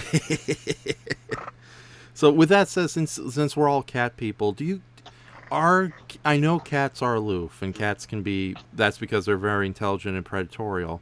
But are they ultimately sweethearts once you get past that aloofness, or do you think? They can be when they want to be. Like almost every night, Navi kind of sleeps on my hip. When unfortunately my grandfather passed away late March, early April, due to old age, he just kind of took naps and never left my side. Mhm. So I think he knew that I wasn't having a good time. It And right now he's being cuddly. He isn't necessarily malicious. He's just more or less a little attention brat. Cats can get like that. Okay, even though when I have, thank goodness, the 5 cats I have right now, they pretty much keep to themselves. Although they do like to come and cuddle with you if you're laying down or sitting down. But I had a cat named Nikki. Originally she was Queen Nico, but then everyone says, Raph, stop with the weird names. Her name's Nikki. Well, can we call her Detective? No, never mind. That's a terrible joke. It's a long story. Anyways, Nikki was a calico. She was really sweet. We got her from a neighbor. Unfortunately, she got a bad eye infection from a fight she had with another cat. Must have been a stray, and we weren't able to cure it in time or even afford to do it. So unfortunately, we had to eventually put her down. But we had her for a good 3 years. But yeah, it was so funny. Every time I tried to work on the computer, writing, drawing, or something, she would just want to curl up into my arms, and I was forced to watch YouTube videos for hours on end until she got out. But I'm so happy that the cats I have right now, you can play with them a lot more. They don't mind being, held, and you can kind of throw them around a bit, especially when you grab them by the tail and just swing them. I'm joking. I have not done that. Or have I? You decide, audience. All 2 of you. But yeah, it's like Nikki was definitely more of like a regular cat, where it's like if you had to put her down for a moment, she'd be pissed off at you for several days, and you wouldn't see her again. But yeah, the reason I bring it up is a lot of people who are more dog owners, they prefer dogs more so over cats. But I guess they're just not used to how cats can be sweet in their own right. So cats aren't dogs and dogs aren't cats. Well, I have both, so I mean, Yeah. it's my little dogs are, but yeah, they're definitely different. They're a lot, the dogs are a lot more loving. They come when you call them, stuff like that. They want to hang out with you all the time. Cats are much more sort of, they show up on their own terms. Mm-hmm. Yeah. So. Yeah. So. But another thing though is I think people who are very independent, they think they prefer the company of cats because that they can kind of fend for themselves. Whereas dogs, like you're right, they are extremely sweet and they're much more friendlier than cats are, but they're also a little on the neurotic side. And I got stuck with Chihuahua, so that fact is more so than usual. It's like Chihuahuas are one of the few dogs that go out of their way to pick an owner. So they need more attention, Yeah. And your cat does, so. Yeah. And here comes Uno, the one cat who is almost like the dog. Hey Uno. Wish I had a picture right now. Come on. Aw, I heard a little meow meow. Yeah, that's Uno. They're all basically brothers and sisters from the same litter, but it's like if there were this would probably be the baby sister. Come on, Uno. Come on. Come on. Oh my goodness. Has anybody fed you guys? Is that why you're all invading my room now? Wait a minute. What were you doing with those little miniature shotguns? No! No! I have 3 cats and 2 dogs, but my dogs are small, so, Mm-hmm. they're little, like Min Pin Terrier looking things. Not very vicious, Right. But yeah, every day at 5 o'clock, all of them go nuts and surround me until I feed them. And it's 5 o'clock on the dot. They just have that internal clock going. It's crazy. In the morning or in the evening? In the evening. In the morning, they just go. they'll jump all over you until you get up and feed them, like, you know, Right. 7 a.m. or whatever. See, that's what's kept me. So I've been unemployed for a little while, you know, because of all this stuff going on. Mm-hmm. And that's kind of what's kept me from like sleeping in till noon every day. Is my animals forcibly wake me up, you know, to feed them. So And keep you on a schedule. exactly. So they make sure that I'm not like, you know, being lazy. Because I gotta walk him and feed him and all this other crap. So it's like, oh, all right, well, I'm already awake. I might as well check my email and see if there's any job notifications or whatever. You know. Right. So oh god, how am I going to ask this without it coming off too awkward? Do the cats still cuddle up on your bed with you, or ever since the dog No. came into the picture, no more cats? And I think it's because they don't like the dogs, not the Okay. other way around. The dogs seem to like them. Yeah. They don't like the dogs, so no. They Okay. they will sleep around the bed, like on the floor or like on the dresser or something, but they won't actually crawl in the bed with us. So. Yeah, it's like I think the cats appreciate the fact that I sleep on a loft over the head, so the dogs can't come up. But it's like I'll wake up in the morning and it's like I got two cats in my arms. And it's like, Princess, Fluffy, what are you both doing here? Okay, so with that says, I don't think Brayton's coming back anytime soon. And I'm probably gonna end the live stream because we're already reaching 3 hours. So. Yeah. Okay, so but no, thank you guys. This was a very pleasant conversation. And Mind if I shout out my stuff before we leave? yes, if you have links, go ahead. I'm gonna post them in the chat section in the down. What is this thing? Comments. That's what it's called. Well, I guess we could just put my I can post some stuff, I guess. Well, I'm an artist too, so check me out. I have a DeviantArt site, even though DeviantArt sucks now Mm-hmm. because they forced to this like ridiculous freaking new skin on us that everybody in the world hates. But you know, whatever. So it's at hawanja.com / or deviantart.com / hawanja. That's me. Yeah. Let me see if I can get it and share it with everybody. So. If you want. I did this Carmen Writers thing. I don't know if you saw that. Yeah. I just saw it recently. So is that a photo manipulation of existing pictures?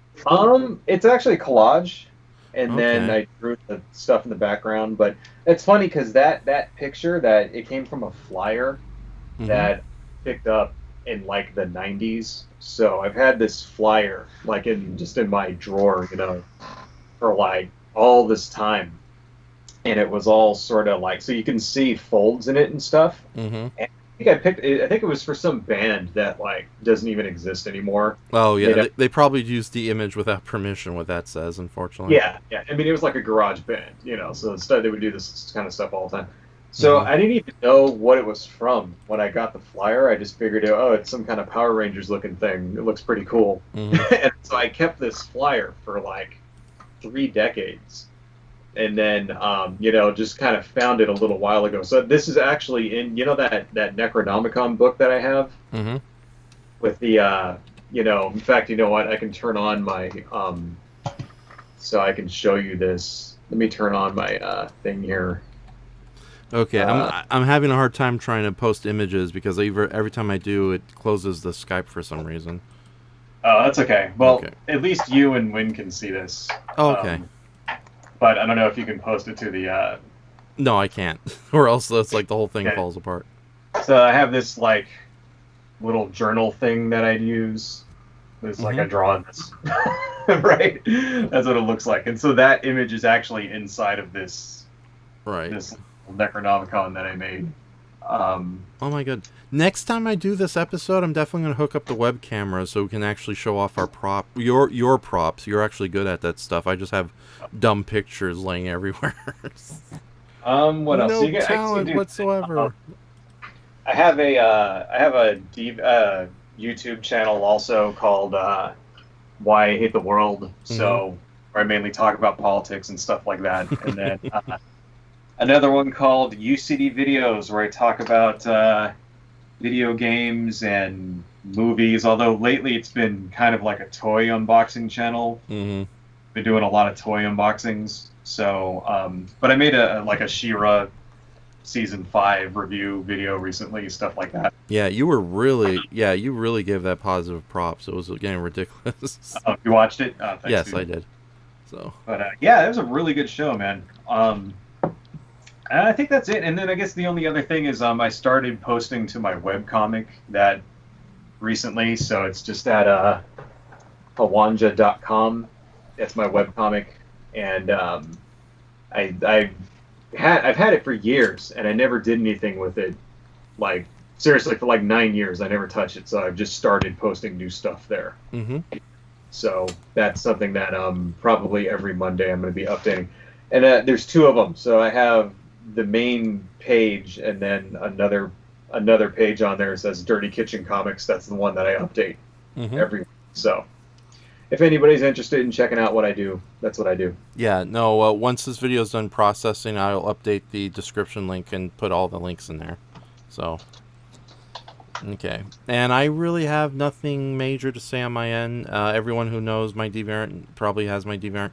I will say recently on my blog, which I kind of resurrected recently, I posted a big article about the character Boo and which Win as voiced, and there's going to be a follow-up featuring some videos with the character. So let me... Yes. So if you want to know who the hell Boo is, you can go boo-hoo yourself. Oh, that was terrible! It was brilliant. You know it, little alien woman. So, yeah. Oh, God. It's too late for improv. Sorry, Win. You're good. Okay, but yeah, here's my blog, and hold on. Oh yeah. Oh, thank you for sharing the link there, Mark, too. Especially since Sure. yeah, it's hard for me to post links here. But yeah, to anyone who's still watching, those definitely visit those various links. Brayton's not coming back. Hopefully we'll have him for the next episode. He's always kind of a fun Egg McMahon to our Egg McMuffin. Hold on, where's the drum? There we go. I do it. Right. So, Win, do you want to make a horrible pun before we call it a night? No, I think I'm fresh out of puns for the night. Oh, well, you're no Funyun. And I'm Visha Deathspine. Now you, God damn it! Now you you come back just as I'm about to end the live stream. I've been here for a couple minutes. You were on mute.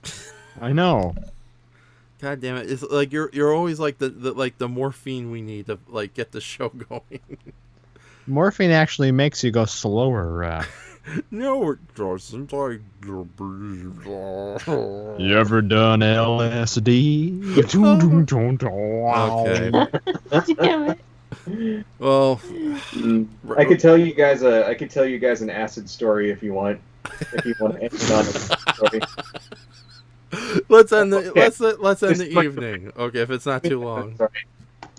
It's not too long. All right, check it out. So the last time Just recount the ending of Once Upon a Time in Hollywood. You had an acid cigarette, then you saved Sharon Tate's life by killing the Manson people. The end. So all right. So the last time I ever did acid, right?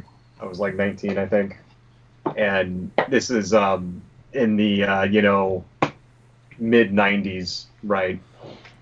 And there used to be a really, really good coffee house scene in the San Fernando Valley. This is like before Starbucks was the thing. So they would have these little coffee houses that would stay open all night.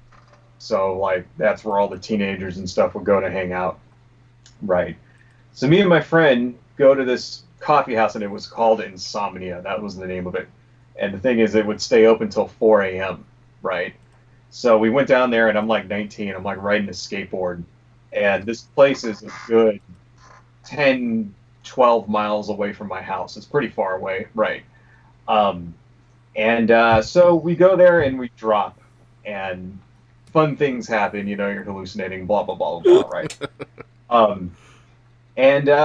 So the thing is, he had the bus money. My friend had the bus money. But then the leprechaun stole it. Yeah, and this is on Ventura Boulevard, so buses would come every, X number of minutes or something, and then even after like 12, they would still come once an hour or something like that. Mm-hmm. So I'm like not worrying about it. I'm just letting myself go, and we met some people there, and funny shit happened. But so we're leaving, and by the time we leave, it's 4 a.m. Right? So I'm already starting to come down a little bit. Mm-hmm. And the thing about acid is that you laugh at everything, right? Mm-hmm. But after you peak and after you come down, you feel like garbage. It's like it's physically exhausting, and you're just like, all you want to do is sleep, right? So starting to come down, and I'm like, all right, dude, let's go home. Where's the bus? Buy some bus tickets and let's go home. And he's like, oh, I don't have any money. And he bought coffee with it. And I'm like, dude, you're supposed to have the bus money. Like, how are we supposed to get home? I can't call my parents at 4 a.m. to like pick us up and shit. Right? Uh-huh.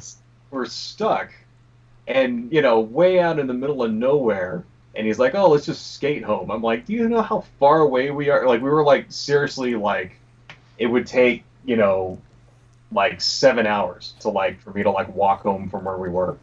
Mm-hmm. But we have no choice. We have no money. It's 4 a.m. Everything's closed.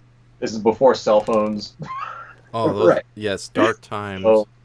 So we're just like, okay, so we just start skateboarding home, right? And I was never really that good on a skateboard anyway. Mm-hmm. So on the way back, somehow my skateboard got broken in half. And I can't remember if I broke it on purpose or if a car ran over it. But somehow it disappeared because the thing fucking broke, so I ditched it. It right? spontaneously combust.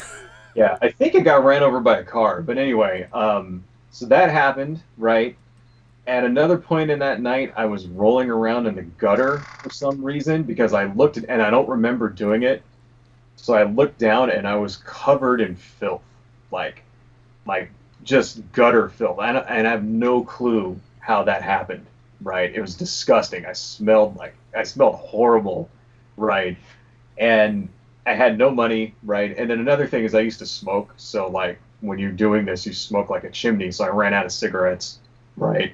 That in and of itself was horrible because I don't know if you've never smoked, don't do it because it sucks. Mm-hmm. Right?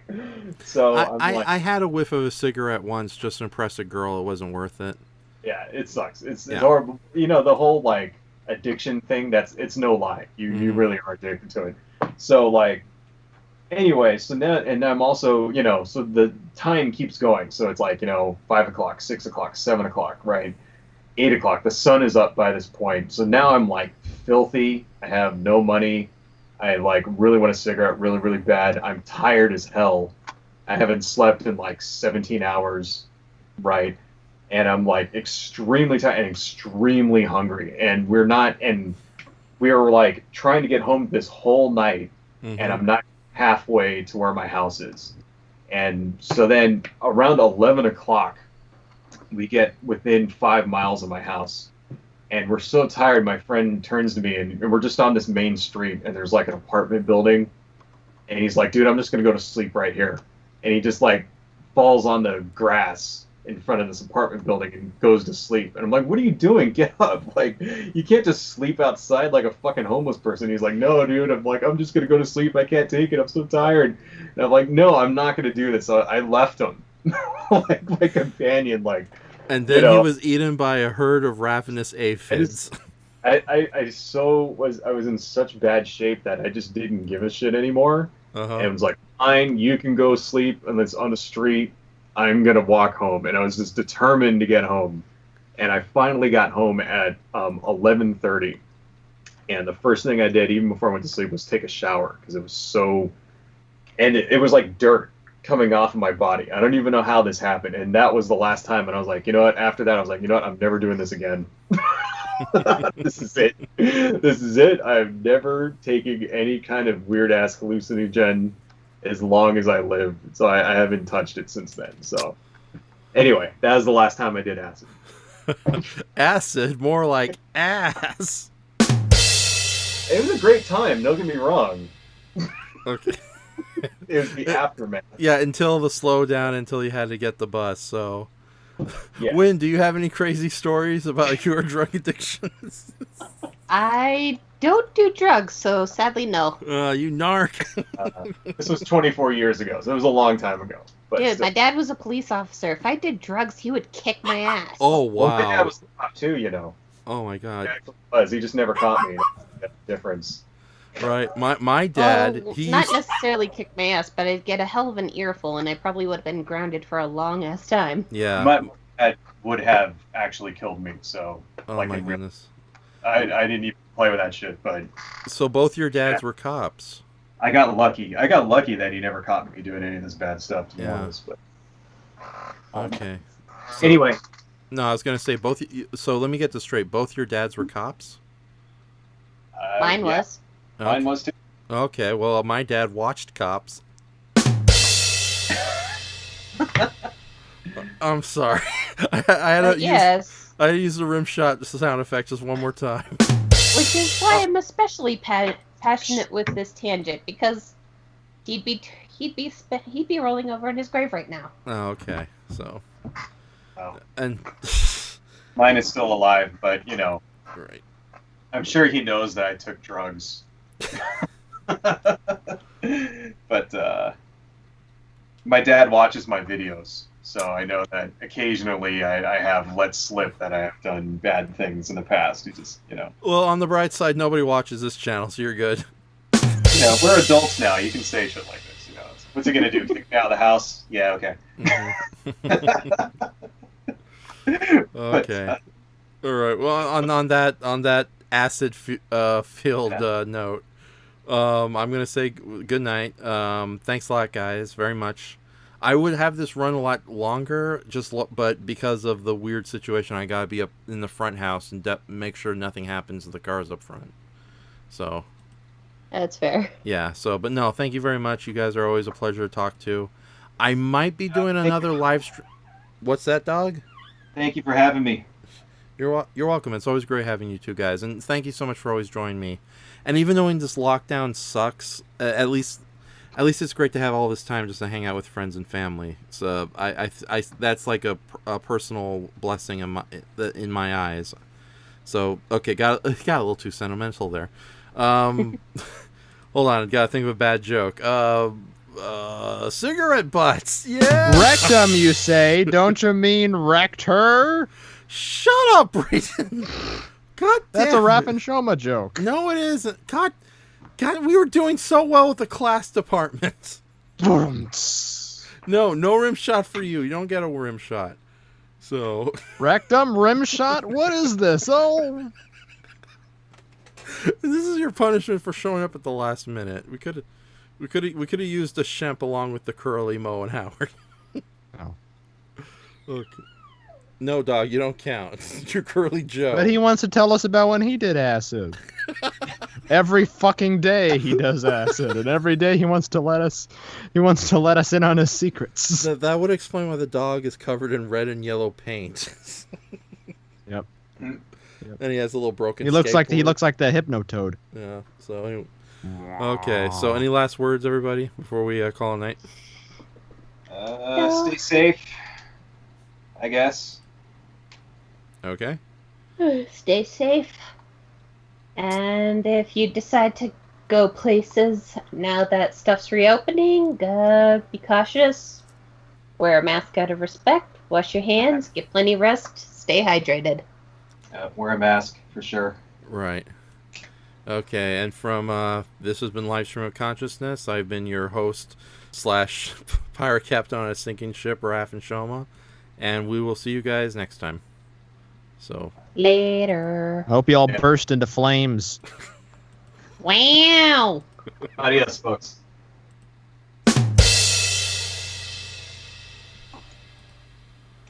Okay. There we. So why